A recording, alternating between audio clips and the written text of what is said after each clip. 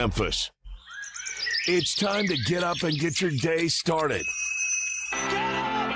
Get up! It's Sports 56 Mornings with Greg Gaston and Eli Savoy. Good morning, everyone. Good morning! Morning. Good morning. On Sports 56 and 98.5 FM. The first hour of Sports 56 Mornings is brought to you by Old Dominick Distillery in downtown Memphis. Now, here are your hosts, Greg and Eli.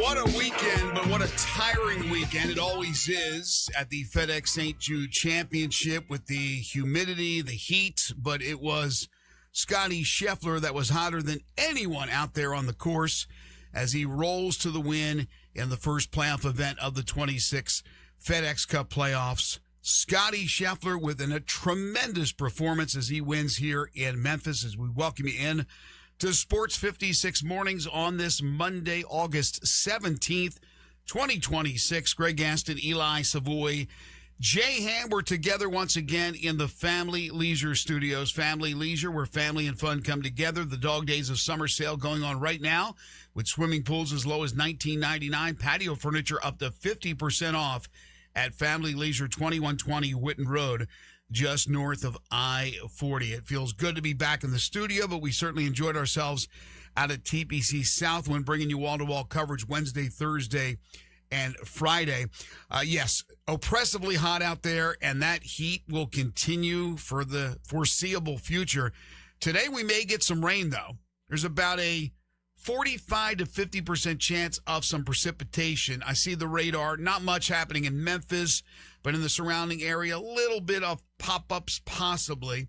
Right now it's 83, feels like 88 already. It's going to be 97 for a high today with, again, showers a possibility and winds 5 to 10 miles per hour. Your heat index will be at around 105 to 107.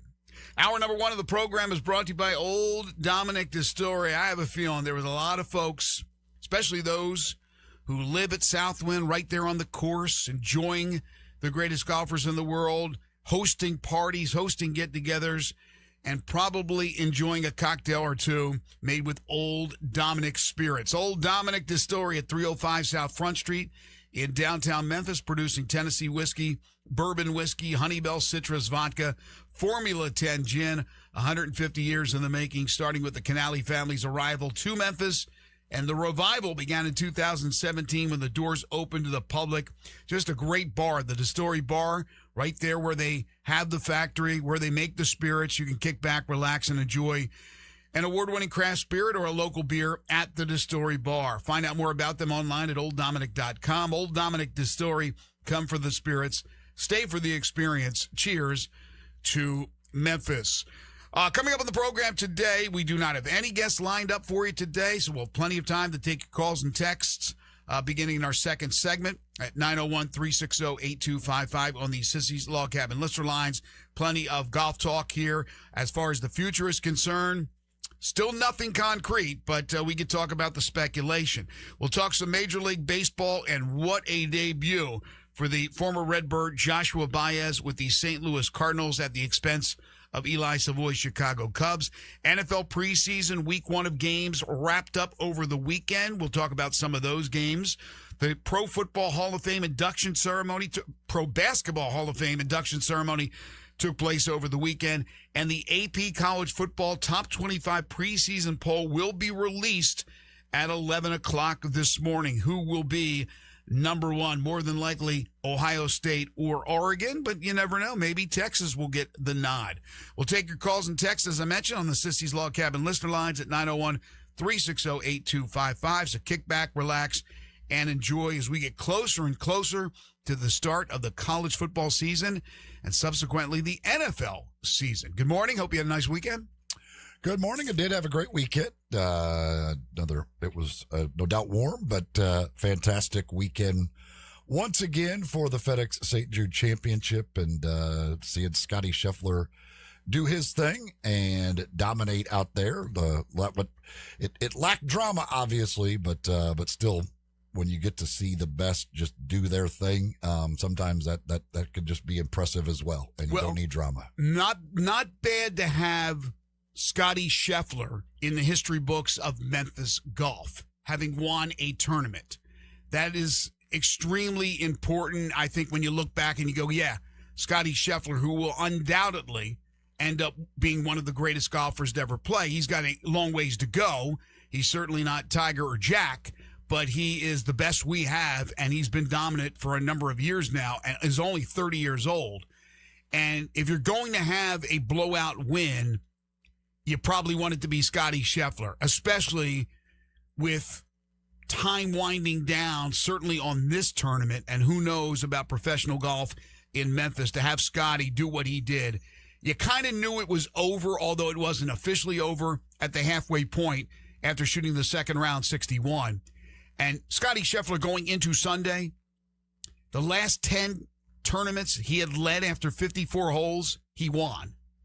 So certainly a great front runner, and there was just no competition on Sunday. Nobody challenged him. Sam Burns, who was my pick, was right there, and they're best of friends, so I can't imagine there was a bunch of nerves. I'm sure it was real easy going for Sam and Scotty to play off each other, and Sam struggled right from the get-go. Scotty did his thing. Then he became, and Scotty's usually the foot on the gas guy, and once he got the big lead, it was just find the fat of the green, right? Get to the middle of the green, stay away from any water hazards, which he did, and just play conservatively, which he's not used to because pretty much he likes to, like I said, put the pedal to the metal. But he's just he's a cerebral golfer. And once he gets that lead, he's not going to give it up. He's just not going to give it back to you. He's not going to make stupid mistakes. Well, I mean, it's a bottom line thing. If Scotty Scheffler is making putts, he's going to win. He's the greatest ball striker in the world. You know, I said before the tournament, I thought he would win because he's not going to keep finishing second. Like, the guy's just too good. And on those greens out there, it's not super hard to putt. I said on Friday morning after he shot the opening round 2 under, despite hitting 17 of 18 greens, there's just no way he's going to continue to miss putts like that. Like, if he's going to keep hitting greens, eventually putts are going to fall, and it's not going to be good. And he ends up being number 1 in the field in putting after he was 47th after the first day. So he went from the first day, he was losing basically half a stroke putting on the field. And still shot a 68. By the end of the tournament, he gained nearly 9 strokes on the field on the greens. That's how good he was the last 3 days. And if he gets going like that, you're just not beating him. It's just bottom line deal. You are not beating him. I mean, dude shot a 61 on Friday with hitting a ball in the water on 12. You know, yesterday he gets the terrible break with the ball going in the water off the sprinkler head, and it's still like it is a complete domination. If he's going to putt like that, you are not beating Scotty Scheffler. Yeah, he also had a lip out on Friday because I watched the two bogeys that he had during his 61 were the 2 holes I watched him play. So I think I jinxed Scheffler from shooting a 59 because of the 2 holes I watched. We did not have Jay Ham out with us. He was holding down the fort and doing a great job back in the Family Leisure Studios all week long. Great job, Jay Ham. How are you this morning? Thank you, sir. And pretty good. I was able to kind of stay cool over this madness over the weekend, partially because when I was at the golf course on Friday, paid $10 for a snow cone, and that was worth it.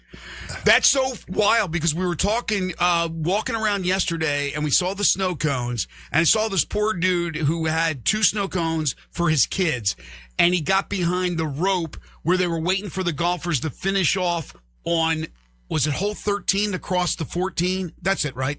13. So they're waiting, and it's taking forever, and you could just see that snow cone. The juices are starting to overflow because the ice is starting to melt. And then I asked somebody how much it was, and they said $10. Somebody I was with suggested, by the way, and I'll get to this in a few minutes, like the positive of the free food there and all that. Snow cones, they can't cost much. Make the snow cones free. If you're going to go ahead and give free hamburgers, hot dogs, and all that for the one price, pay the price to get your ticket and get snow cones for free. For the one flavor that they gave me, I could have got 3 of those snow cones at the same level in my neighborhood. But it was 110 on the heat index at the time, so it was like, no, it don't really matter. This is worth it. It was, yeah. and there was a little bit of a breeze on Saturday where I think I would have collapsed. The worst day I felt was Thursday. It's just I felt sick to my stomach. But as far as we'll get to the whole atmosphere and the future and all that in just a few minutes. But getting back to Scotty's performance, like I said, to have Scotty now in the annals of history of the Memphis golf tournament, to have him with a dub, that's pretty special. It started on Thursday, as you mentioned. He struck the ball well, didn't putt the ball well, still shot a 68, but he's playing alongside Rory. And Rory just never had it from the get-go. To see Rory McIlroy shoot 74, 70, 72, and 72, over par every round, nothing in the red numbers, a +8. And again, usually guys play off each other, good and bad, and it didn't really affect him that much because, again, he shot the 68, but Rory was absolutely horrible.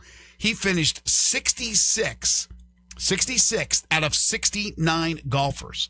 So you had the greatness of Scotty Scheffler and just a really poor performance by Rory. And I was listening to some highlights on Golf Channel last night when I got home, and they basically said Rory didn't want to be there. And it showed. Yeah, but I think a lot of it was going through the motions. It was just kind of shaking the rust off for him. He hadn't played in a while, so he wanted to come out, get some competitive swings in, but it wasn't about, like, it was not in any way of really caring whether he won or not. It was just literally getting some rounds in, shaking the rust off, knowing he's advancing on. He'll be in the Tour Championship no matter what. So no, I don't think he really cared that much about this. And that's, I mean, if you look over, like, that's one of the issues that people have and have had with the playoff is that they're really like, there's one guy who started outside the top 50 who moved into the top 50. I mean, so basically this tournament meant nothing as far as the playoffs are concerned. You have, if they hadn't played it, 49 of the 50 guys who were moving on would have moved on anyway. When a guy like Robert McIntyre can withdraw and only drop 6 spots in the standings or 5 spots in the standings, whatever it is, I think it was like 31 to 36, something like that. I mean, there's nothing. It's not penal. There's nothing really on the line. I mean, Sung J M is the only guy who moved from outside the top 50 into the top 50 based on their performance this week. So it's pretty much all decided beforehand. And so, you can come, and especially if you're up where Rory is, like, it really doesn't matter. Your performance here does not matter at all. And he knows he's going to be in the Tour Championship next week. Doesn't matter at all. Like, those guys are going to be playing in Atlanta regardless of what they do the first 2 playoff events. Well, personally, I don't think they have figured it out to this point, the playoff. I think there has been questions about how the format has been utilized, and it's been utilized differently over the years. I still don't think there is a right answer right now. And moving forward, there won't even be a FedEx Cup playoff. We don't even know what it'll be starting in 2028. There could be a regular season champion, and then they have some sort of playoff, which will be more than likely match play. That may be the way to go. You have your regular season champion, you have your postseason champion. Because this is, like you said, it's interesting. You have established yourself by what you did during the regular season. So it makes sense that you are not penalized for that. But then again, just like in any other sport, you could have a great regular season and then the playoffs begin and it's a whole new season. And if you lose a game, you're out. It doesn't matter what you did during the regular season. Here in golf, and I know it's not team, it's individual, but you're not penalized that much for struggling poorly or skipping a playoff event like Rory did last year because of what you did in the regular season. So I don't know what they'll do for the future. Right now, I don't care about the future because we as a city seem to be out of the mix, although nothing concrete from anyone I spoke to over the weekend about where we stand. Again, we know that the PGA Tour announced that Memphis will not be a part of that top tier level, that champion level. of the two-prong attack starting in 2028 with the Challenger being the bottom one. And I don't know if anybody else heard anything from the media, but nothing has been written about it, about the future. We'll talk to some folks, I think, later on in the week and maybe get a more clearer picture. But right now, I think that picture's cloudy. I don't think we have any answers yet. But I do know there's a lot of people behind the scenes working extremely hard to keep Memphis in the mix and keep it as a prominent event. But I just don't see that the PGA would walk back off what they said. And if you're not in that championship tier, then it's not going to be a prominent event. But that's 2028. For 2026 and next year, 2027, Memphis is still in the spotlight. And they were in the spotlight over the weekend. And on TV, I'm sure it looked great. In person, it looked great. The course was fabulous. They did a spectacular job. The crowds were good. They weren't great, I don't believe, but I don't know numbers. It's hard to gauge. But it just didn't seem like that. While the gallery was nice and then the finish was nice yesterday, there was a lot of people who certainly took off because Scotty had it already wrapped up and they're trying to beat the crowd. But, you know, it looked like a good crowd. It just didn't look like an overwhelming crowd. And I know that because when I walked back to 18, it was crowded, but it wasn't as crazy as it's been in the past. And I think the hot weather had something to do with that. Yes, it's always hot, but it was oppressively hot. But the whole format of the all-inclusive ticket, fantastic. They didn't invent this because, as I've said before on the air, last year I was at the PGA Championship. They had the same thing. But to be able to utilize that here in Memphis with that ticket, I thought was great. Folks, there were so many different places that you could pick up your food, your drink. I thought it was outstanding.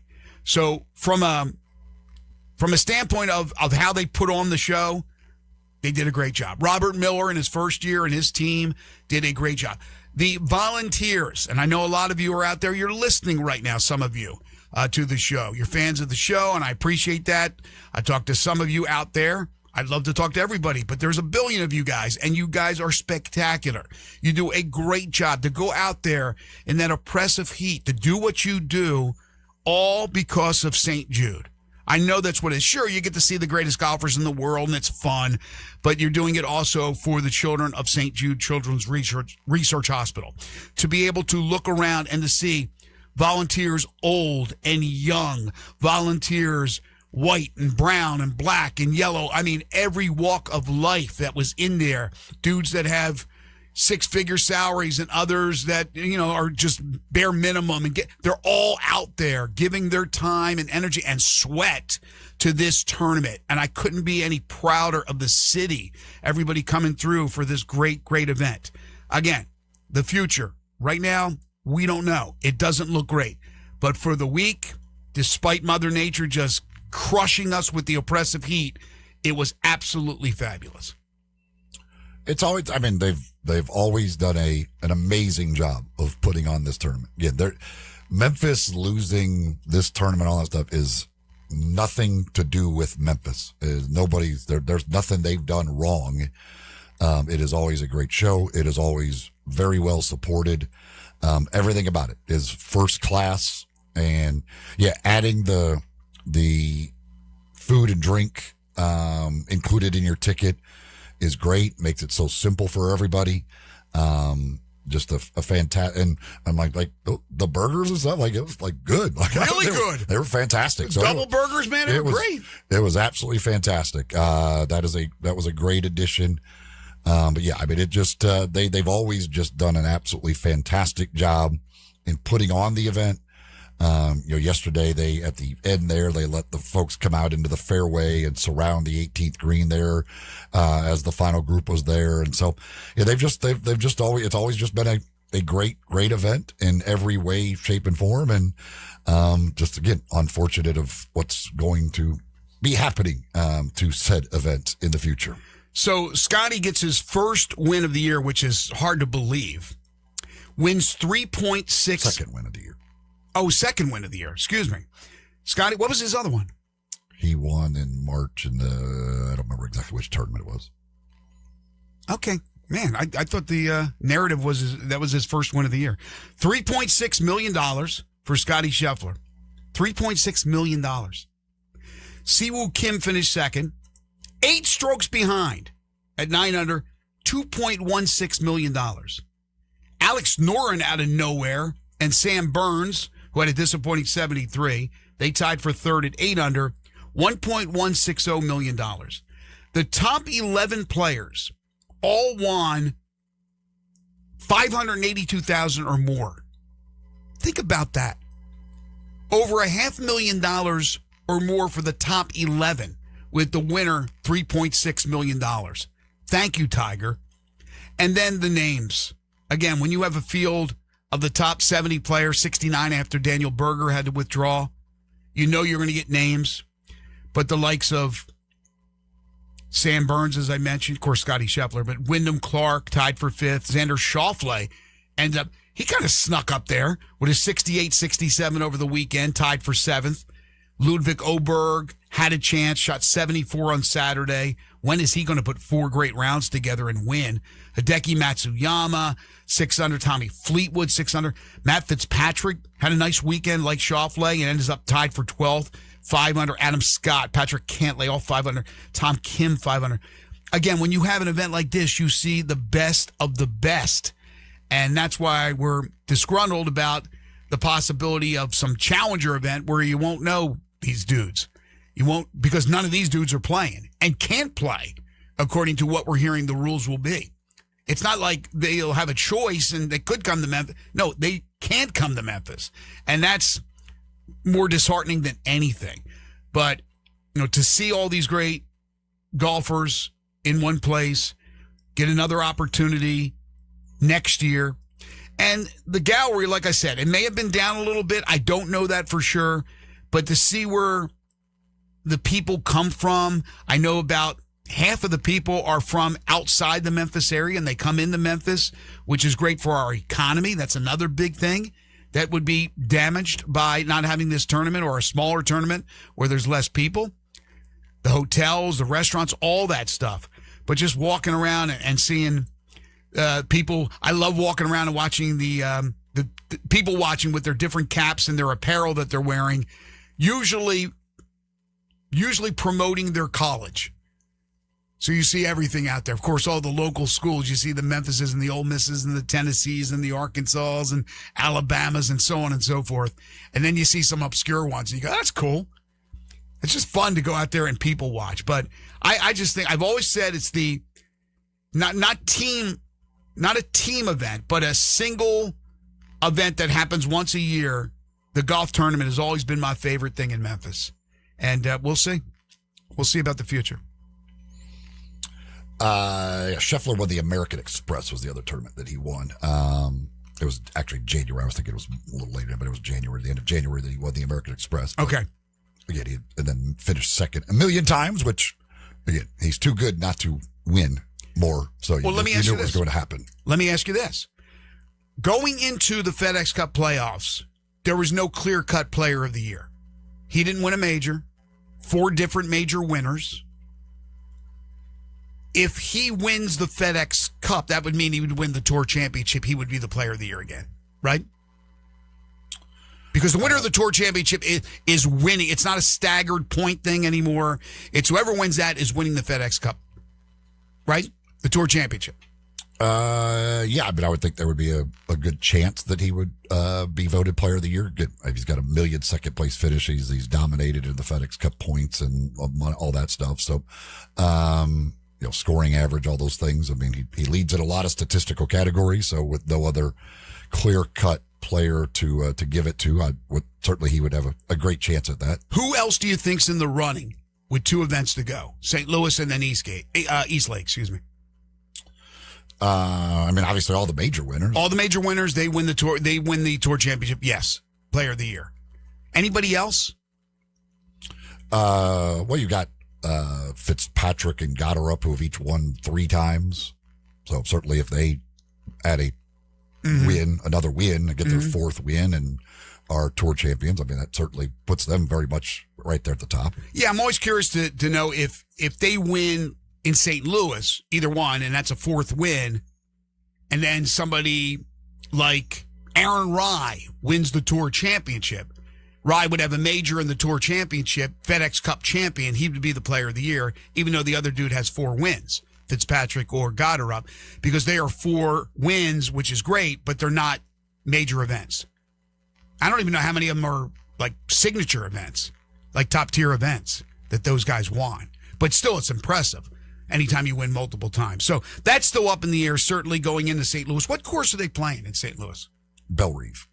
Oh, Bellerive. Okay. Are you familiar with that? Did you ever cover that when you were in St. Louis? I've never been to Bellerive, no. Okay. So that's going on this weekend, the Tour Championship next weekend. But we'll have a lot more, obviously, on the golf tournament, the future of the tournament in Memphis as the week progresses with some guests. And if you want to talk about it after we return from the break, you certainly can. 901-360-8255. Did you go over the weekend? What did you think of Scotty Scheffler's performance? And if you happen to be listening right now and you're from out of town, you're getting ready to go to the airport, or you're hanging around Memphis for a little bit, love to hear from you as well. What did you think of the tournament overall? Once again, hour 1 of the program brought to you by Old Dominick Distillery, producing Tennessee whiskey, bourbon whiskey, Honeybell citrus vodka, Formula 10 gin. They do it right there at their distillery in downtown Memphis at 305 South Front Street. And don't forget to take a free guided tour of the distillery. Those free guided tours are now available through September 7th. Locals and visitors alike can book a free tour of Old Dominick's downtown Memphis distillery, where you can learn how award-winning spirits are made from grain to glass. Now, there are some restrictions, so make sure when you go online, you check that out, including guests must be 21 years or older. Parties have to be 15 or less. You can't have a party of 30 people to go. It's 15 maximum as far as the tours to the Old Dominick Distillery. But you can find out more about the restrictions when you go online to olddominick.com. There as well, you can find out all their spirits and whiskeys that they produce and all their signature cocktails that you can make and instructions on how you can make them using the Old Dominick spirits. Old Dominick Distillery and olddominick.com. At Old Dominick Distillery, make sure you come for the spirits, but stay for the experience. Cheers to Memphis. You're tuned in to Sports 56 Mornings with Greg and Eli on Real Sports Talk, Sports 56 and 98.5 FM. Let Bryant Dacus and Brett Norsworthy take you home every afternoon. Sports Time on Sports 56. Weekdays from 3 to 6 here on Sports 56 and 98.5 FM. Listen up, Rebel fans. Your next winning drive starts at Landers Ford in Collierville. Savings possible. Make a trade, lower your payments, or let them buy your vehicle even if you don't buy from them. That's how you keep moving the chains. Just like the Grove on game day, fans all across the Mid-South keep coming back to the #1 Ford dealership in Greater Memphis. New Fords and quality pre-owned models are arriving daily. Beat the rush. Get downfield and see them today in Collierville or online at LandersFordMemphis.com. Here comes the fourth quarter combo. When you own a Landers Ford, you get the support of a certified service tech with the Landers Ford Remote Service Experience program. They pick it up, drop it off, or fix it on the spot, so you're never left watching from the sidelines. To finish the drive, the iconic Landers Ford always brings more for your trade. And now, straight from the 1977 Ole Miss football team that took down #1 ranked Notre Dame, the final snap of the day from Landers Ford President Don Kitchens. If it doesn't say Landers, you paid too much. As reported on 4th 2025 Total New Vehicle Retail Sales Report, Memphis Market. You've got a big day, so you use Unstoppable Scent Boosters to give your laundry non-stop freshness. So no matter how long the day goes, you can't stop this power, this walk, this pose, this strut, this look, this talk. Your clothes will be so fresh you can confidently strut into that end of the day meeting like a boss, boss, boss, boss, boss, boss, bosses. Let's talk business in my office. Add new Unstoppables beads to your wash for 24-hour non-stop freshness so you can smell unstoppable.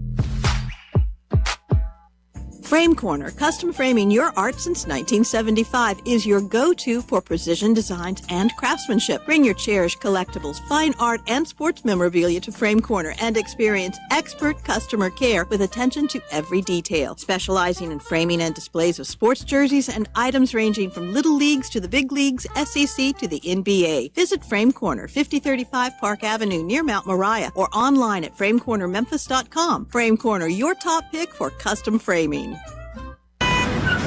Sports 56 traffic. Good morning. Pretty crowded through the Midtown area at times here on 240 North up by South Parkway. It's been busy the last few days over here in that construction zone. Even over the weekend, it was backed up on I-40 at times there westbound, trying to get down past Warford, Hollywood, approaching the 101 connector. Again, a little extra travel time through this road work over here throughout the day on I-40 just off that 101 connector. Hey, shop local and save at Weimer's Jewelry, 7525 Highway 64. I'm Commander Chuck. Your on-time traffic.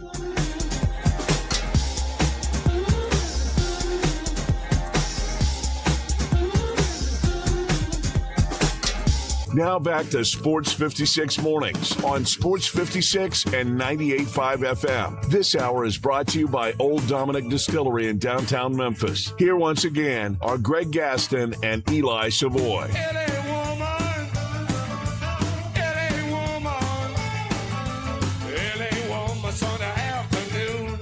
Everybody, 7:30 the time, just underway as we kick off the new work week here on Sports 56 Mornings. Back in studio, Greg Gaston, Eli Savoy, and Jay Ham. We've been talking FedEx St. Jude Championship and the runaway win for Scotty Scheffler. Let's go to your calls and texts, 901-360-8255. Sissy's Log Cabin listener lines available to you. And George will start us off. Good morning, George. Yeah, just a couple things. And, Greg, I heard you talking Friday that you'd like to get out and walk, and I bumped into you before out there, and I'm the same way. And, I'm going to have to respectfully disagree with John. I mean, it was more than a number this year. I've been out there when it's 93, 94. It was 101 degrees. The humidity was high, and it was really, really hot. And it's just a tough take sometimes for getting large crowds. Now, having said that, the crowds were fantastic, I thought, Saturday. And they do some great things out there. Like I went behind number 1 seed for the last 6 or 7 groups starting. And they've got those misters in there, and it was, there's lots of shade now at Southwind compared to when it first opened. So you can go out and be careful. The players are careful, but I agree with what you said Friday. It's hot. In terms of the event itself, I mean, Memphis FedEx St. Jude Classic Southwind, it's top notch. I mean, it's just not just the fields, Greg. The way that tournament is put together and the whole scene at Southwind and the way that it's run and the professionalism and the treatment of the kids and the players, and it's really, I mean, it's probably the best thing that goes on in Memphis in a sports year, don't you think? George, I'm telling you, I mean, we have obviously teams. We have the Grizzlies, we have the Tigers, and they play multiple games, but for like a single event, which is 4 days long, but there's nothing that tops it. It's top tier. It's a national brand that's showcased. The course is showcased on TV. They talk it up, Nance and Company, or whichever network has the broadcast that year. It's great publicity for this city, which needs good, positive publicity. And so, yeah, I agree with you wholeheartedly. It's been fantastic, even before it became a FedEx Cup playoff event. That's why it's so disheartening to hear all the crap from last week about the future, which, again, we don't have all the answers to. But I'm with you 100%.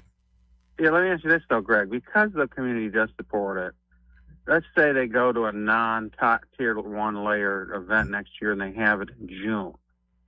I think that's going to struggle. I hope I'm wrong. I hope I'm wrong. So. People come out to watch. It's just like any other sport in the end. Like, people come to watch the best players. If you have a field of players that nobody knows, they're not coming out. Right. Like, they're just not. Right. I mean, some will, but you can't come close to those types of crowds when it's a group of guys that nobody knows any of their names.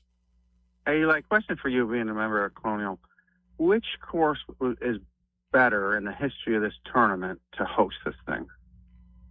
And I think it's Colonial, by the way. But. Yeah, I mean, I was never there when Colonial hosted the tournament. I don't know anything. I mean, Colonial's a great golf course. Southwind is a great golf course. Either one of them is certainly a worthy tournament holding, but I have nothing to compare it to because I just don't know what the tournament was like when it was hosted at Colonial. Well, logistically, do you think that they could entertain all those people at Colonial right now as opposed to Southwind? No. See, I think the difference is, and Eli can answer. Colonial doesn't have parking to begin with. Well, that's what I'm saying. I'm talking about dropping the players in and playing the course. Yeah, the course itself, I think Colonial's more challenging than Southwind, right? Wouldn't you agree, yes, Eli? I do. And George, you agree?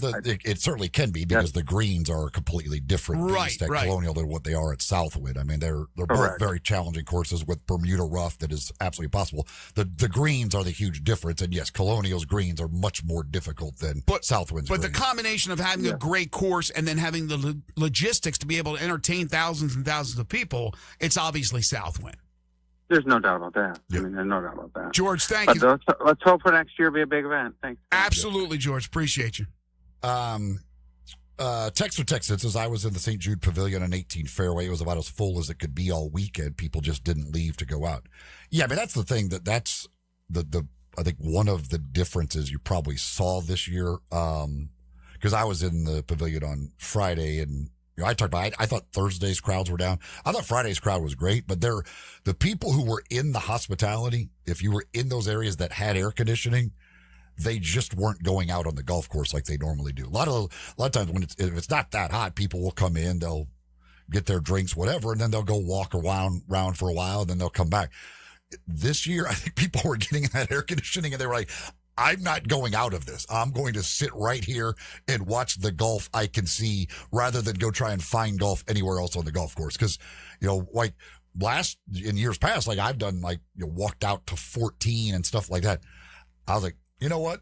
That's too, I don't feel like walking that far in this heat. I'm comfortable right here staying in this little tiny area and being really close to the air conditioning. Well, I was in the Captain's Club on 14 on Thursday and stayed there for a while, and then I had to go walk around.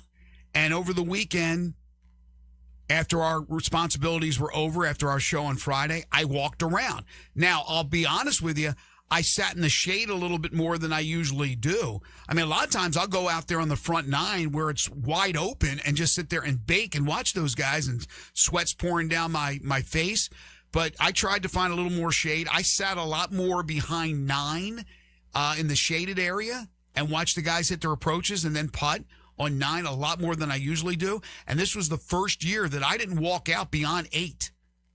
I didn't cross the street and go and see those other holes. I normally walk the entire course, and I didn't do that. I spent a lot of time, though, on the back nine, a lot at 12, a lot at 16, but probably this was the least amount of walking I did at a tournament, but I still did enough. I still walked around enough to see a lot of the different aspects. Of course, 14, they're trying to make it more like a party hole. It was really good. And going back to George's point, and the point we made earlier, it was fabulous. It was a fabulous tournament. The course looked absolutely beautiful. The job the folks do in getting things in and out. I know it's tough with those carts. There's so many damn carts, and you're always moving. I don't know. There's not much you can do. At least down 18, they made a whole nother highway over there in the dirt. So it was a lot less people having to deal with carts coming down the cart path. But there's just so many of those carts. But they got to move the stuff. It's commerce. They're moving it from one hold back to the clubhouse, bringing drinks and food and everything they need to do for the folks to enjoy their day. But it was, again, it was well done. It always is. Let me get some more comments. Let me go to CD. CD, how are you? I am fine, gentlemen. How are all three of you today? We're doing great. Thank you. 3 quick questions. First, what do you think of the volunteers at the golf tournament? Second, do you get a chance to interact with any of the network callers for the golf course and what you thought of them? And 3, if you have a chance, which golfer would you caddy for if they ask you on the spot?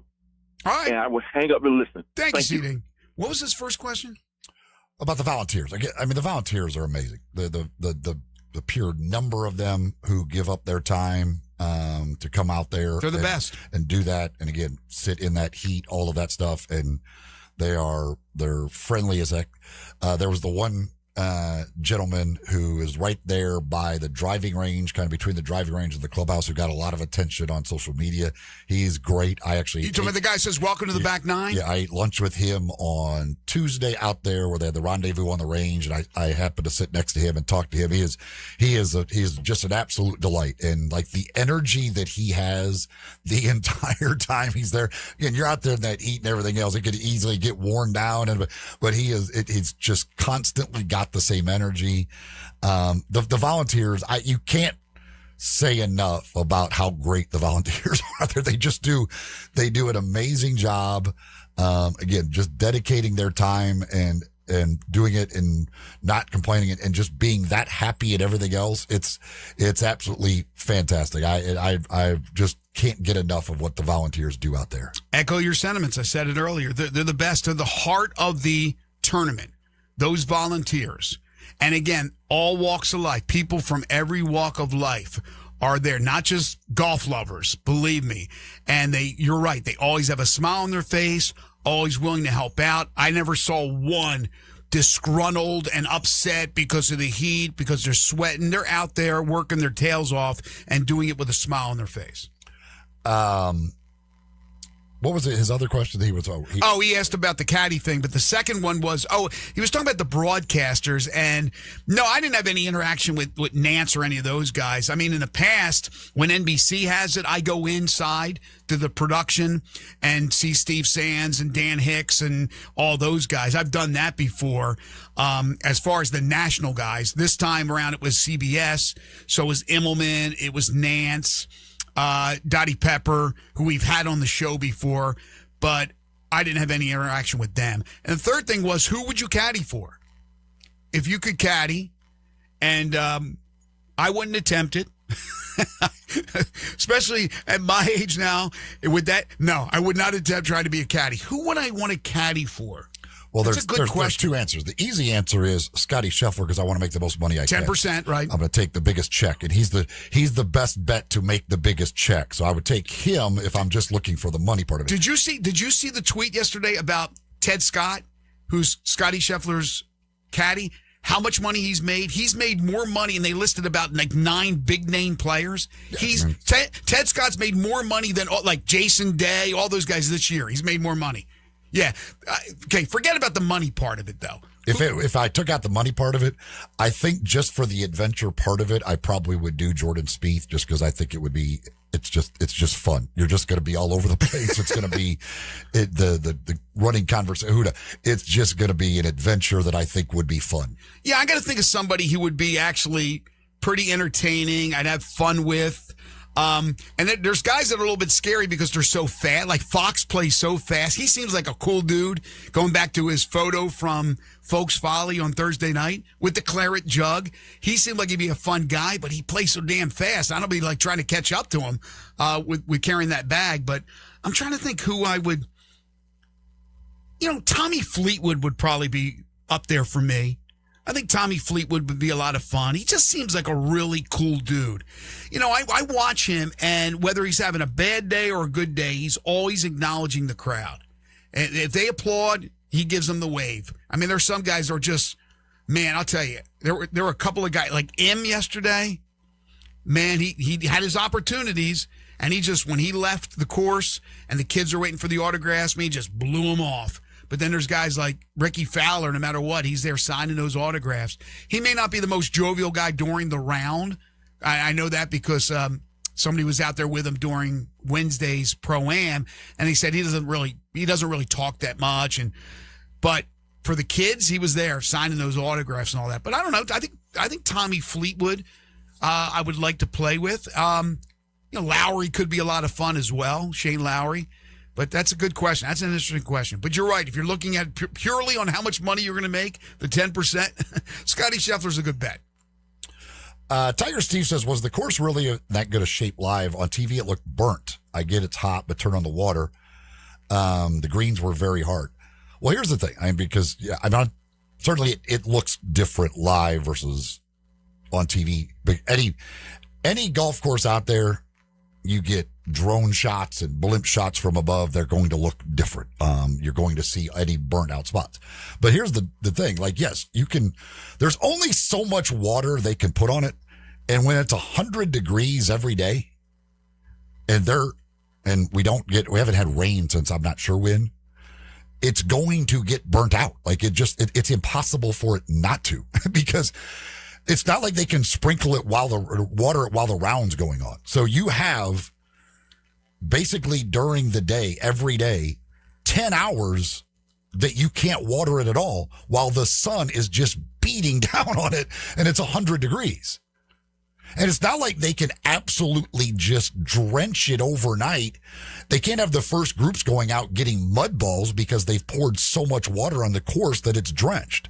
So you're trying to battle, like, how much water can we put onto it where it's not too wet when the first guys go out, but it tries to hold up throughout the day of 10 hours of golf in the heat. It's just not going to happen. Like there's just limits to what you can do to grass when you're dealing with 100-degree temperatures on a daily basis. Yeah, and look, walking around in person, I mean, there was a lot of green. I did notice a couple of the brown spots that Tiger Steve's referring to, but I think you hit it on the head. There's only so much that you can do. But I thought the greens and the putts were really smooth. I didn't think there were any kind of bumps or anything like that. I thought the greens were fantastic. You'd have to ask the players themselves what they thought, but I think for the most part, they love the setup at Southwood. Look, basically the word is, before the tournament and after the tournament was, you put the ball in the fairway, you can score well, you'll be rewarded by the golf gods at Southwood. You find the rough, even though it's not U.S. Open rough, but you find the rough in some of those spots in the fescue, off the tee box, whatever, you find that and you're going to struggle. And we saw players struggle. Look at some of the scores at the bottom of those 69 scores. Look at some of those. I mean, huge numbers. And think about this. We had Mickey Barker on last week. He predicted 15 under would win it. Scotty won it at 17. Scotty was, 11 going into Saturday through 2 rounds? Yes. Okay. At 11 through 2 rounds, you thought, oh, my gosh, he's going to get to 20. He didn't, but he got to 17. But that's Scotty. He almost doubled the field. After that, there was no other golfer in double figures. The highest was 9. So I thought it was an incredibly tough challenge. I thought they did a great job in putting together a beautiful challenge for these guys with that course, the way it was set up. And again, you find the rough, you're going to struggle. You find the fairways, you got a good chance, as long as you're making some putts, to score well. It's a great golf course. It's an absolute, and it is a, despite not, people think you got to have these golf courses that are, super long in order to challenge these guys, but it doesn't have to be that long. The course is not long.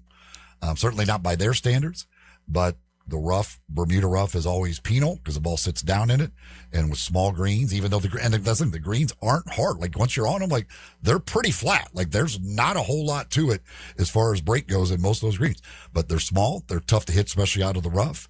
And the course stands up year after year as a very tough but fair challenge to these guys. And I don't know what the number of balls in the water was this week, but I can tell you when I was watching it on 14 or watching it on 12 or watching it on 9, there were a lot of balls that went in the water, and that's why it's number 1 on tour. So I'd love to have that count, and I'm sure they have that count of how many water balls were produced by those golfers at TPC Southwind over the 4-day stretch. Lawn Solutions is a locally owned weed control fertilization company that serves the greater Memphis area. Brandon Holly and his team of pros can help your lawn. They do mine. They can do yours as well. They're a locally owned, family-operated company that's been around for a long time. They control the germination of weeds all year long by applying pre-emergence during the winter months. And right now, while it's hot, they're applying what they call post-emergence. They can take care of any disease your lawn has, any insect infestation, dandelions, crabgrass, grubworms, moles, those destructive bagworms. They have a 100% success rate in getting rid of the bagworms. They're really good at what they do for anything that's just makes your lawn look ugly or does real damage to the lawn. They can take care of it all at Lawn Solutions. Go online to LawnSolutionsInc.net or call them at 901-867-5626. You're tuned in to Sports 56 Mornings with Greg and Eli on Real Sports Talk, Sports 56 and 98.5 FM. Join the voice of the Tigers, Dave Woloshin, for Wolo and Friends. Weekday mornings from 10 to 11 here on Sports 56 and 98.5 FM.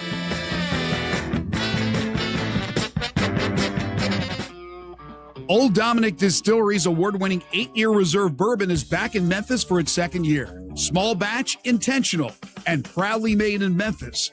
This is bourbon for the love of bourbon. A slow sipper with a flavor journey that's been refined by time.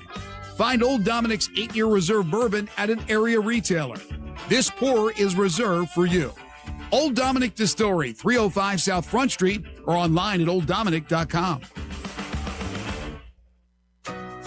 Shop the Sherwin-Williams sale and get 30% off Duration, Superdeck, and Woodscapes products August 14th through the 24th. Whether you're refreshing your interior or exterior, we've got the colors to bring your vision to life. And with delivery, getting everything to your door is easier than ever. Shop online to have it delivered or visit your neighborhood Sherwin-Williams store. Retail sales only. Some exclusions apply. See store for details. Delivery available on qualifying orders. Too many families face a widening gap between what they can afford and what they need to thrive. More than half of families in the U.S. today are one paycheck away from financial crisis. At Good 360, we deliver hope when families need it most, providing essentials like clothing, hygiene items, and household goods. Put help within reach. Learn more at good360.org. If it's a back-to-school ride or end-of-summer fun you're looking for, we got it covered at Gossett Volkswagen on the Pike. Bells, oh yes. Whistles, you better believe it. Drive compact family SUV 2026 Tiguan 2.0 TS. We got it at just $269 a month. Plus at Gossett Volkswagen on the Pike, you'll find IIHS top safety pick 2026 Atlas SC only $329 a month. Atlas SC SUV $329 a month. And 1.9 for 60 months on 2026 Atlas and Tiguan is available. If you want it, we got it at Gossett Volkswagen on the Pike. 1875 Covington Pike, or shop online at GossettVWMemphis.com. If you want it, we got it at Gossett Motor Cars. Atlas stock number TC 564681, MSRP 41911, Tiguan TMO 43763, MSRP 32881. Includes all rebates and incentives. Must be financed through Volkswagen Financial Services, PF 895. Excludes tax title and license with approved credit. See dealer for complete details. Offer ends 8/31/26. Dealer stock only. MPG estimate provided by EPA. Now back to Sports 56 Mornings on Sports 56 and 98.5 FM. This hour is brought to you by Old Dominic Distillery in downtown Memphis. Here once again are Greg Gaston and Eli Savoy. That's me in the corner. That's me in the spotlight. Welcome back, 752 here in the Family Leisure Studios. Some more text messages here on the Sissy's Log Cabin listener line at 360-8255. Raider Corey says, my wife and I were in the pavilion for the final round. There was a couple from Jackson, Mississippi that sat next to us. We had a lengthy discussion about the tournament. I asked the gentleman how many years they've been attending. It was their 6th consecutive year. And his thoughts of the tournament. He said the weather and the month that it's hosted. It's unfortunate because of the purpose that it serves. But the attendance was down this year. We still enjoyed it.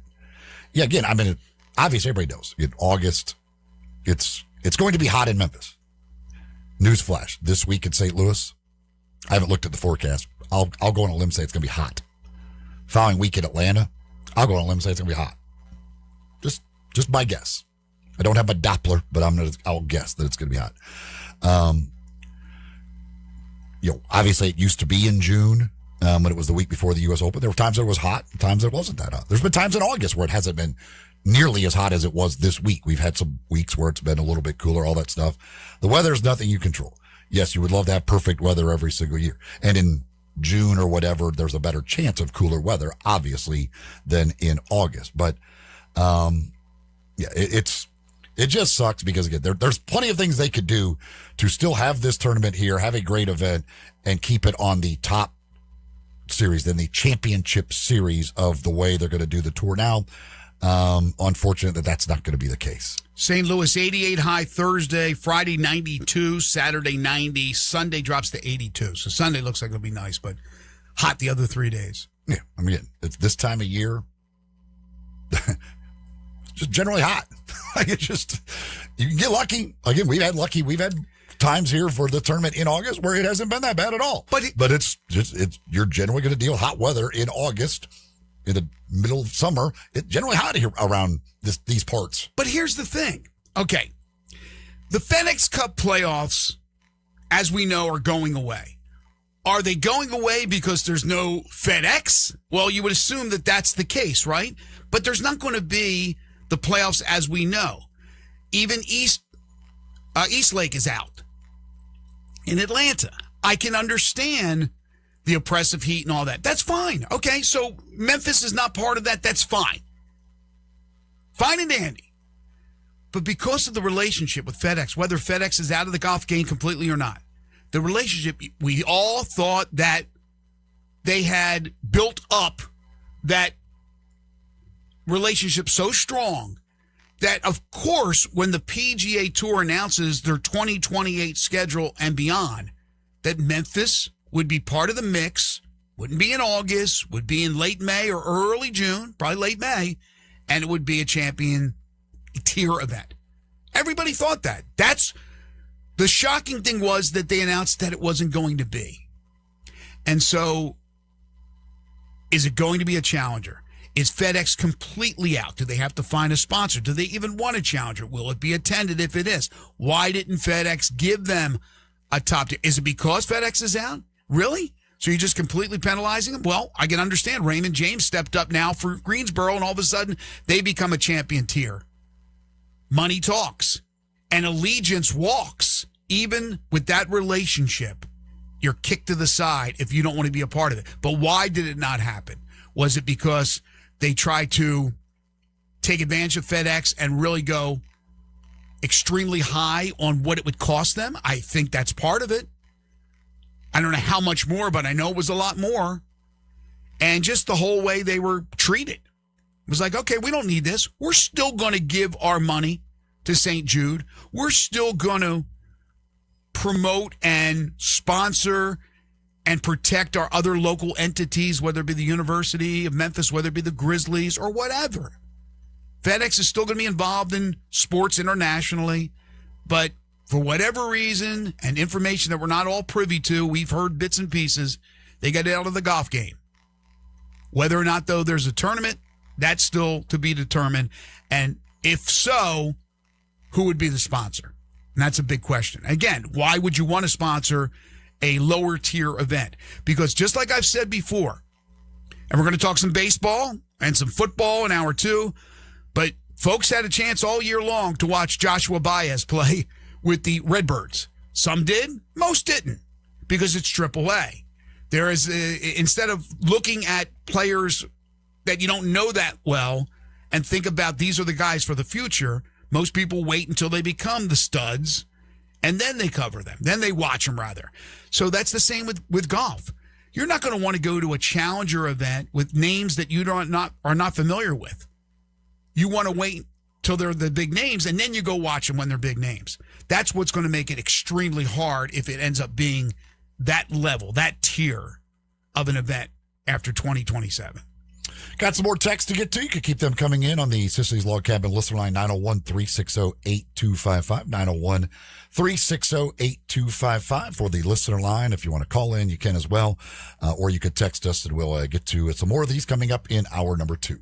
You're tuned in to Sports 56 Mornings with Greg and Eli on Real Sports Talk, Sports 56 and 98.5 FM. Did you miss your favorite Sports 56 show? No! Check out the podcast, broken down hourly at sports56whbq.com or wherever you get your podcasts. Be sure to like and subscribe. Never miss any Sports 56 show again with our podcasts available daily from Sports 56 and 98.5 FM. Since 1948, in the alley, the Rendezvous. I'm with John Burgos. John, what's going on in the Rendezvous? Brett, after 76 years, we've decided to expand our product line. Anyone who's tasted our ribs is familiar with our vinegar base. It's now available in a 32-ounce jar. It's so good to base or marinate all meats. I even put a little bit on turnip greens. Something we've been using at the restaurant or at our house has been the Greek seasoning. My father was a cook, but my mother was a chef, and she was the one that put Greek seasoning on everything from a Mediterranean diet or a steak. My mom used it on soup, salad, veggies, fish, any meats. It's a great seasoning and a flavor enhancer. My brother Nick figured out salt and pepper was more than just McCormick's and Morton's. He's come up with a perfect blend we use to coat our shoulders and our brisket, and he used to make it for his friends as Christmas gifts, and they loved it. All these products are available at the Rendezvous or online for shipping as gifts and in many grocery stores. And if they're not in your favorite grocery store, ask your grocer to stock it. A beloved family affair and still going strong since 1948, the Rendezvous. The best clubs never stand still. Colonial Country Club has been an iconic part of Memphis golf for generations. And today, a multi-million-dollar reinvention is reshaping its future. Members enjoy championship golf and family-focused amenities, including pickleball, tennis, swimming, fitness, dining, and a vibrant club calendar. History matters. So does what comes next. Membership opportunities are now available. Visit thenewcolonial.com to learn how you can be a part of Colonial's next chapter. To NST, it's never just another case. It's your shot at getting life back on track. Real help, real heart. 35 years and still winning. NST is the way to go. Call 683-7000 or go online at nstlaw.com. Memphis, your Saturday mornings are about to get a little spicier. Get heaping helpings of SEC sports with the Back Porch right here on Sports 56 and 98.5 FM starting at 10 a.m. Back Porch features experts interviewing big-name guests, discussing big-time topics, and chopping up all things Southeastern Conference. You'll get plenty of facts, opinions, and perspective, all of it about the SEC. The Back Porch, Saturday mornings from 10 to 11 right here on Sports 56 and 98.5 FM. Sports 56 traffic. Good morning, MPD. Working with a couple of accidents out here. It's still a bit busy here at Summer Avenue and Sycamore View Road. It continues to build over here in the road work. Quite a backup we had over the weekend at times over here on 40 East and West around Warford, Hollywood, approaching that 101 connector. A little bit of extra travel time in this road work over here throughout the day. Shop local and save a lot of money at Weimer's Jewelry, 7525 Highway 64. Stop by and see David this week. I'm Commander Chuck with your on-time traffic.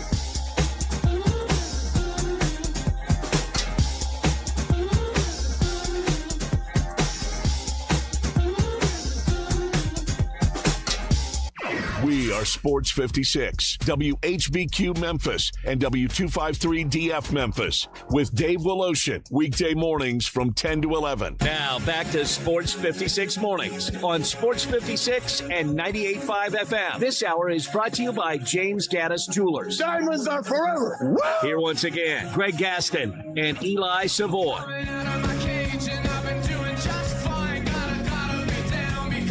Welcome back, everybody. 8:02 the time. Hour 2 here on Sports 56 mornings, the Monday, August 17th, 2026 edition. Greg Gaston, Eli Savoy, and Jay Ham with you, broadcasting live and local from the Family Leisure Studios.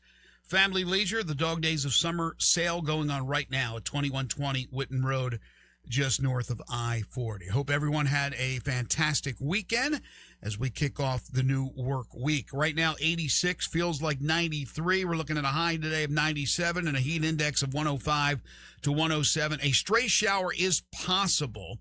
I know there's a little bit of rain in the northern part of the state, but right now nothing on the radar around the Memphis area. But again, keep an eye out. Could be a possible stray shower here or there, but pretty much dry for the next few days. Best chance, I guess, would be Thursday right now at 60% chance of some precipitation. Hour 2 of the program brought to you by James Gaddis Jewelers at 4900 Poplar Avenue. It's right between Mendenhall and St. Nick, and on the web at gaddisjewelers.com. If you're going to pop the question, you're going to be looking for that beautiful diamond engagement ring. You want to make sure it is perfect. And James Gaddis Jewelers has some perfect diamonds. They go to Antwerp, Belgium, where they have the diamonds. That's where they purchase the diamonds and bring them back to Memphis. They have the beautiful natural earth diamonds, the lab-grown diamonds as well. Your personally designed wedding sets, your wedding rings, your engagement rings, it's all right there at James Gaddis Jewelers. Been serving Memphians and Mid-Southerners for 60 years. But for all your other needs, finding that special something for that special someone, for a birthday, for an anniversary, whatever the occasion may be, from watches to necklaces to bracelets to pendants to earrings, one of a kind of state and vintage jewelry. It's James Gaddis Jewelers. Go see James. Talk some jewelry, talk some football as well. He's a big Notre Dame fan and a Christian Brothers High School graduate. It's James Gaddis Jewelers, open Monday through Friday, 10 to 5, Saturday, 10 to 4, closed on Sunday. And every Monday and Friday, they bring you the Memphis Sports Fact. Did you know Scotty Scheffler has now won 11 straight tournaments when leading, going into the final round with the lead. So after 54 holes, he's your leader. He's usually your winner. That's 11 straight. He finished off the win in Memphis in style, rolling to the dub, and totaled just 6 bogeys in 72 holes. Some more texts here on the Sissy's Log Cabin listener line. One texter texts says, I played the Pro-Am on Wednesday, and that golf course was perfect. It dried out, but also they won it tough. Look how everyone but Scotty struggled yesterday. Yes. It was perfect. Yeah, I'm telling you, like, those fairways out there, I mean, those things are immaculate. Again, I mean, yes, it's going to dry out over the week, especially with the greens. Like, that's one of the defenses they have. I mean, the wind blew a little bit, but it wasn't certainly anything that was a massive challenge. Like, they got to do something to make the course a little more challenging. They don't want guys just throwing darts and making birdie after birdie after birdie. They want to make it a challenge. And yeah, again, you had one guy that ran away with it, but the next best score was 9 under par over 4 days. That's, again, and you're talking about the best golfers on tour this season in the world, and other than one guy, the best anybody could do is 9 under par. This course, year after year after year, stands up to the challenge. Very much so. Another texter says brown green blend is how it should be.